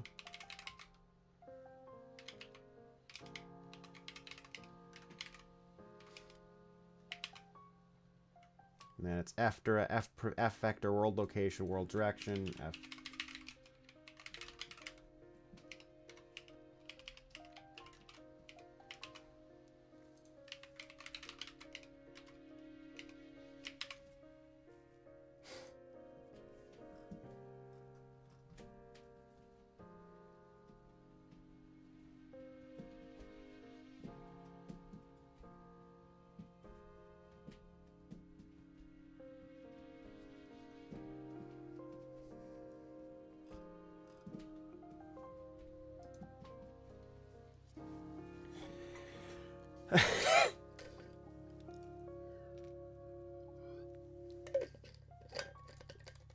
So now we need the hit logic.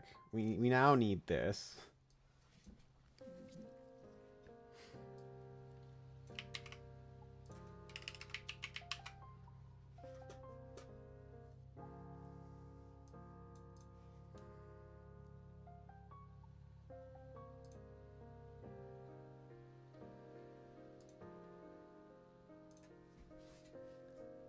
So our start is then going to be world location. Our end is going to be world location plus world direction times 1000. Yeah. or blep 0.0f line trace single.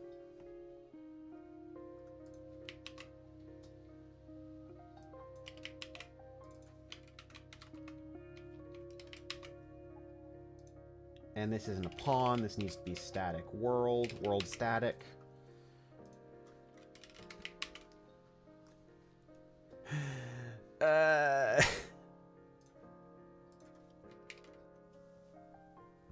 World static. We then do RV hit dot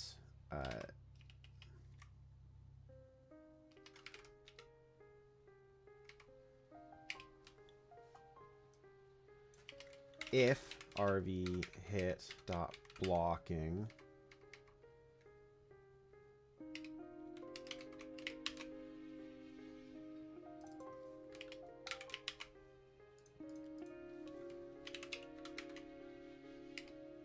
no.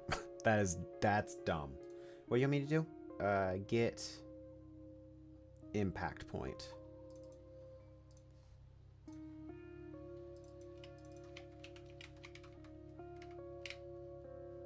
Dot impact point dot z. Yeah. Let's try this madness. See if it works. Are we? Wait. Are we? Get height beneath cursor. Yes. Okay. F hit result. Good news is that we don't have a hit result thing in here anymore. Yay! Build. That should be it.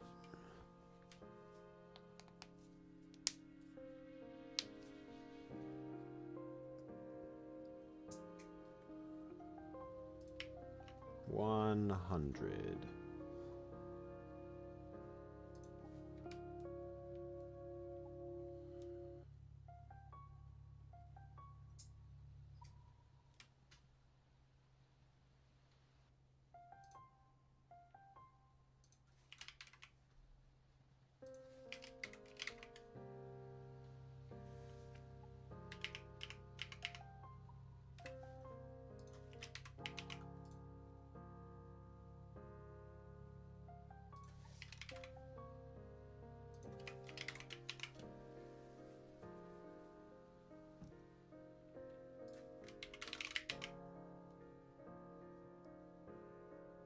Build. Are you happy now?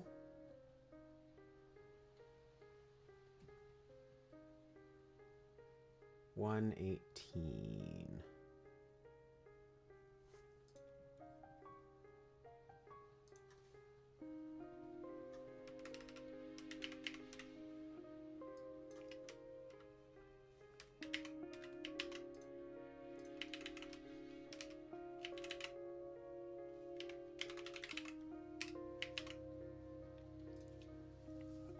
Rebuild.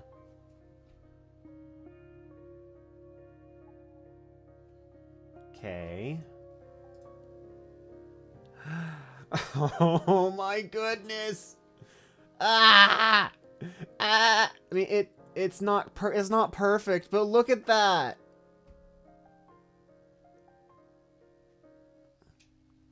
Hey. Those guys are not set correctly, I'm guessing. Not you. I just want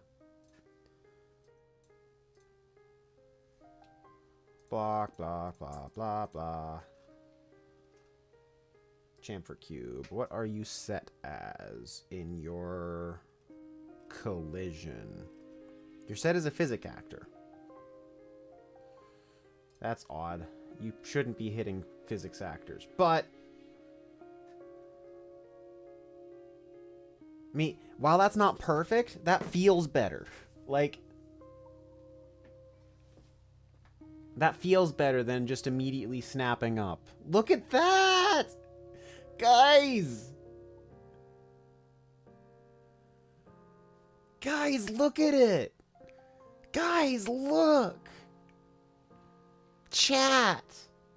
Okay, I need to figure out why that's going on. That shouldn't be happening. Because this is a dynamic actor. It shouldn't be getting hit.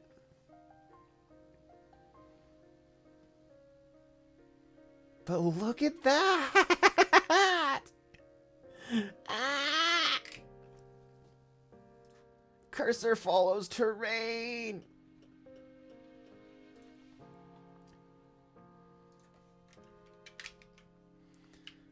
Cursor follows the terrain! Hey! And it goes up the slope, and it goes up the slope, and it jumps down, and it falls down, and it pops up, and it goes like... And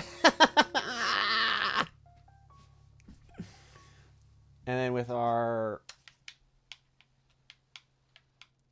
Xbox controller, it does not. It does not go up. So that's something that we need to do anyway. So this is a thing that we need to update every frame. Okay. But we made it. We did it. So that's mouse mode.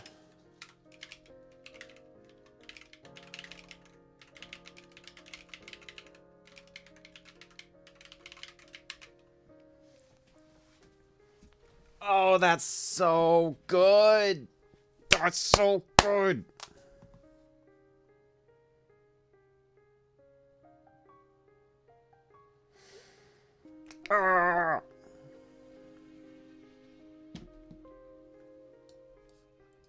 Okay, I have some code to write. Some more piping code.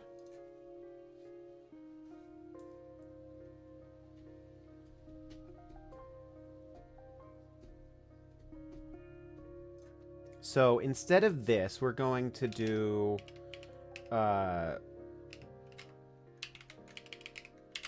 void update cursor height.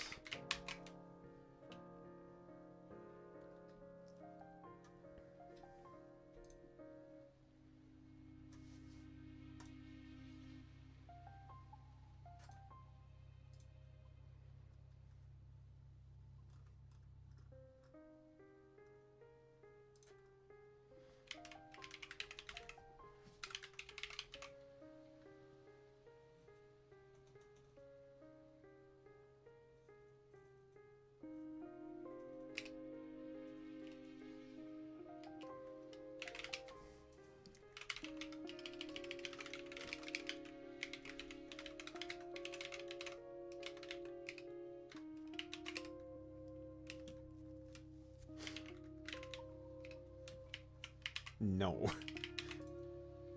No. I mean, kind of, but no.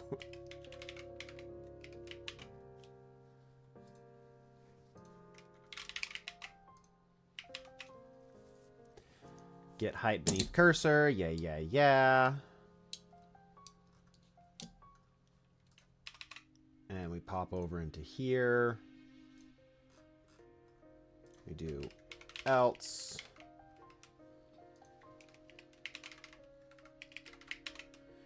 And then in here we do my character update cursor height.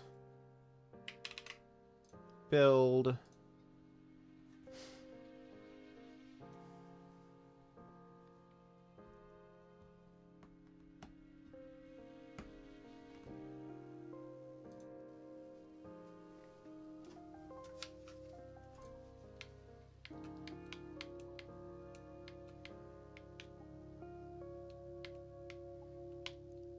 Now that's just what?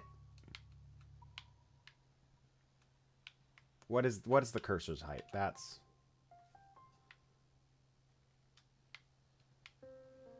just always up in the air. That's not right. That's not right.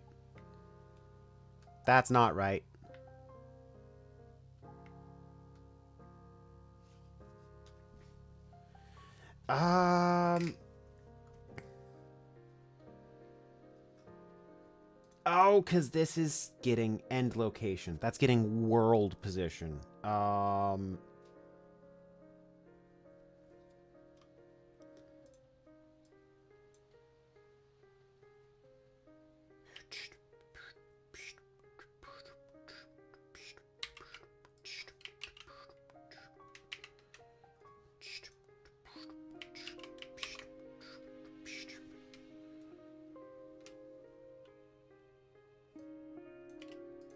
Then we go...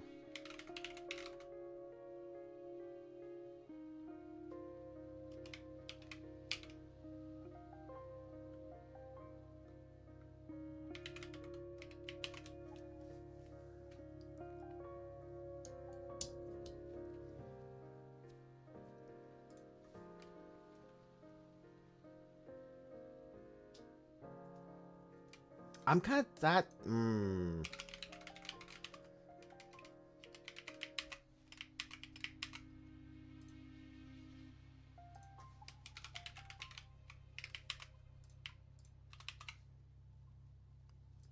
The fact that that it was working without that kind of makes me worried. Just a little bit.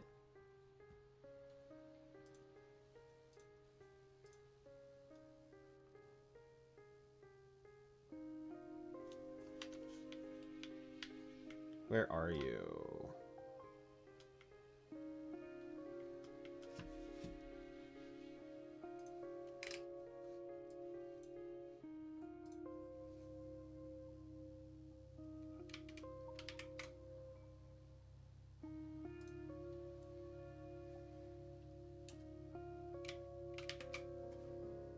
Click, click, click, click, click, click, click. Character cursor.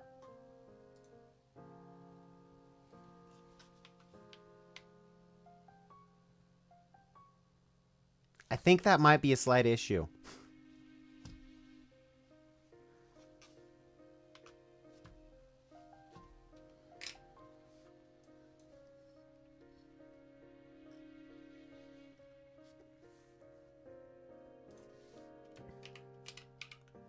Minus equals root position is correct. I thought I changed that.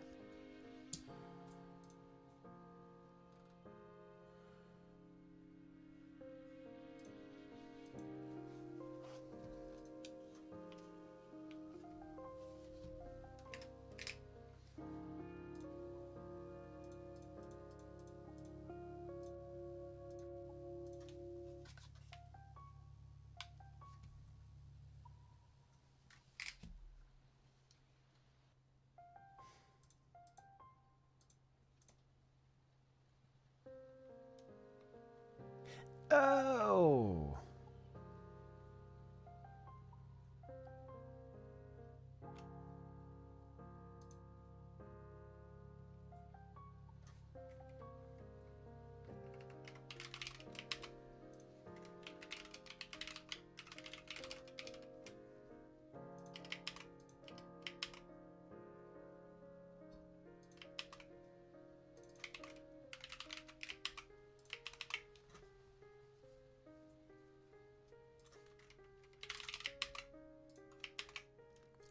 There we go.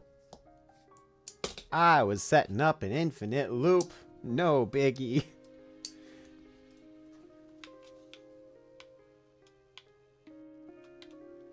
But now this isn't working. Okay.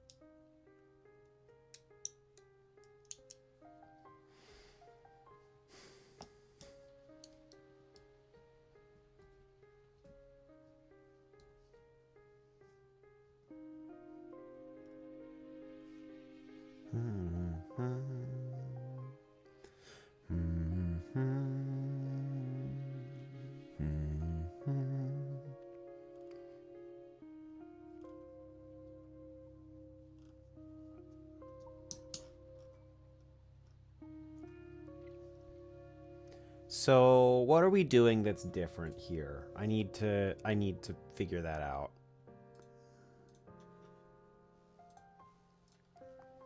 So here we have root position, duh. We're going from, sorry, here we have root position, root position. Our end location is coming from screen space into world space. Important.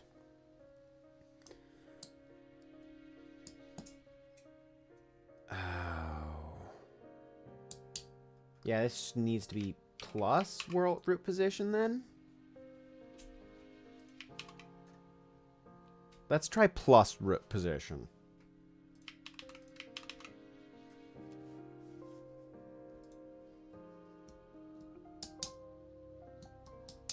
Because we subtract from root position to go from local space into world space.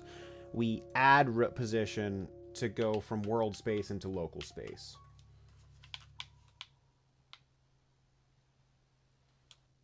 Yeah! Yeah, buddy! Yeah, boy!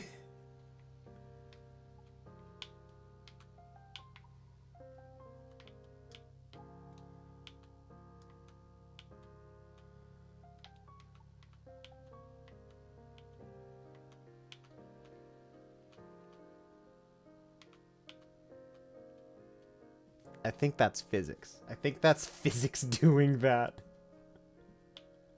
I think that it's physics doing that, which is hilarious. I don't think that's not right, but that is funny.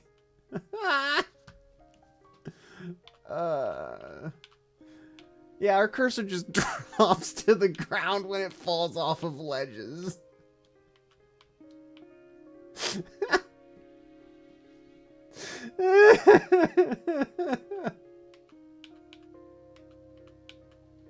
Oh, that's so good.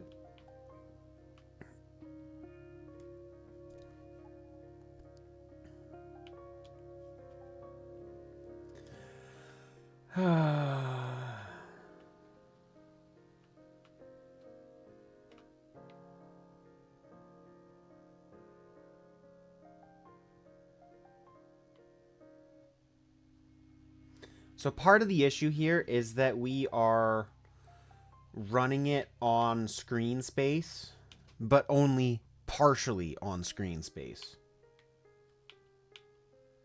Which is where you get like that bouncing right there. Yeah. Or right there. Because we're going into world space and we're going into screen space and we're going back and forth. So it's not perfect. So this is the kind of thing that we need to spend some time thinking about.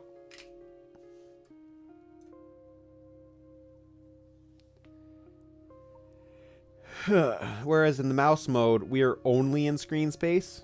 Like we are...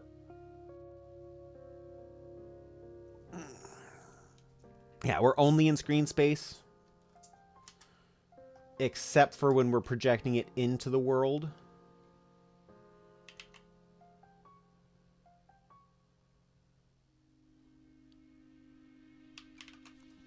So, it's not perfect. It's nowhere near perfect.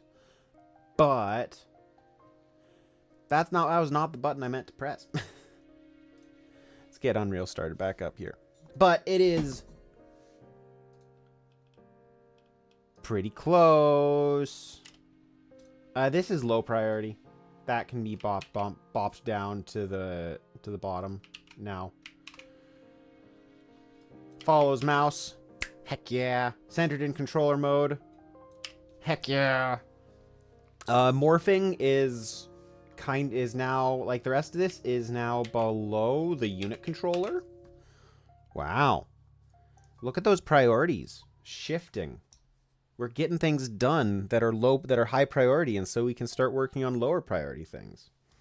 Amazing.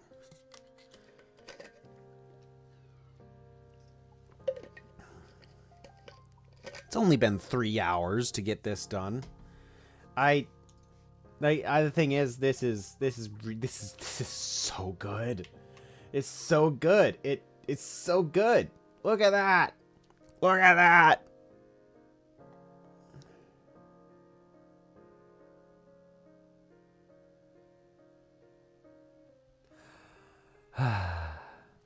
It makes me so happy. Makes me so happy. It's working, guys. It's working. Ah! Okay.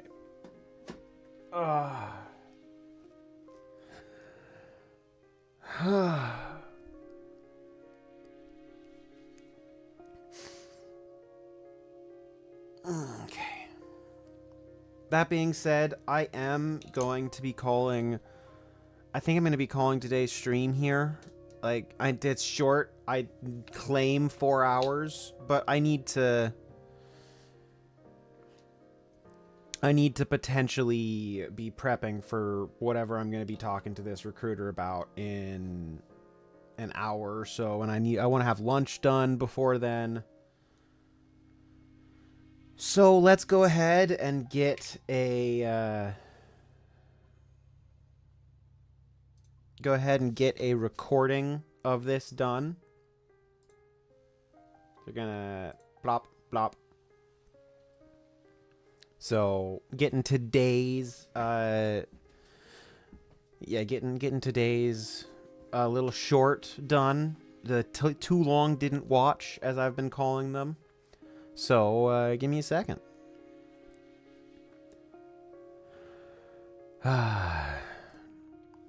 Hello. Another progress video for my tower defense game. So between yesterday and today, I've gotten it added in that when the mouse is captured, the cursor follows the mouse. But the big progress from today is that the cursor now stays on... There's some bugs. There's some bugs here. But the cursor now is on top of terrain that it feels like it should be on top of. Plop, plop. And this works in controller mode, but another fun thing, so we do have a controller mode now. So we swap into our controller and our cursor sticks to the middle, and it also bumps right up on top, stays on top of the things. Once again, there are bugs, so like this is probably the funniest one that I've found so far. Not there. It falls with, like, as if it has physics. And I don't really know why, because it shouldn't have physics. But the fact that it falls is just so funny to me. It's not quite what I wanted it to do. So, that is what we've been working on today. Mouse is captured. Give me a second. Sadly, I do think that this is going to be the end of today's stream. I have something I need to prepare for, but you can look forward to my first gaming stream back tonight in like 6 hours. So tonight in 6 hours, we're going to be playing a puzzle game. I believe that it's Isles of Sea and Sky that is lined up for tonight. So I hope to see you guys there if you're interested in that at all. And if not, we'll be back tomorrow with more this game development madness. I think specifically we're going to be working on the unit system next time. So that's going to be so the big thing is we're going to be looking to have the ability to select units and maybe even to command them to go somewhere. So look forward to that. Until then, thank you for watching and have a great rest of your day. Goodbye.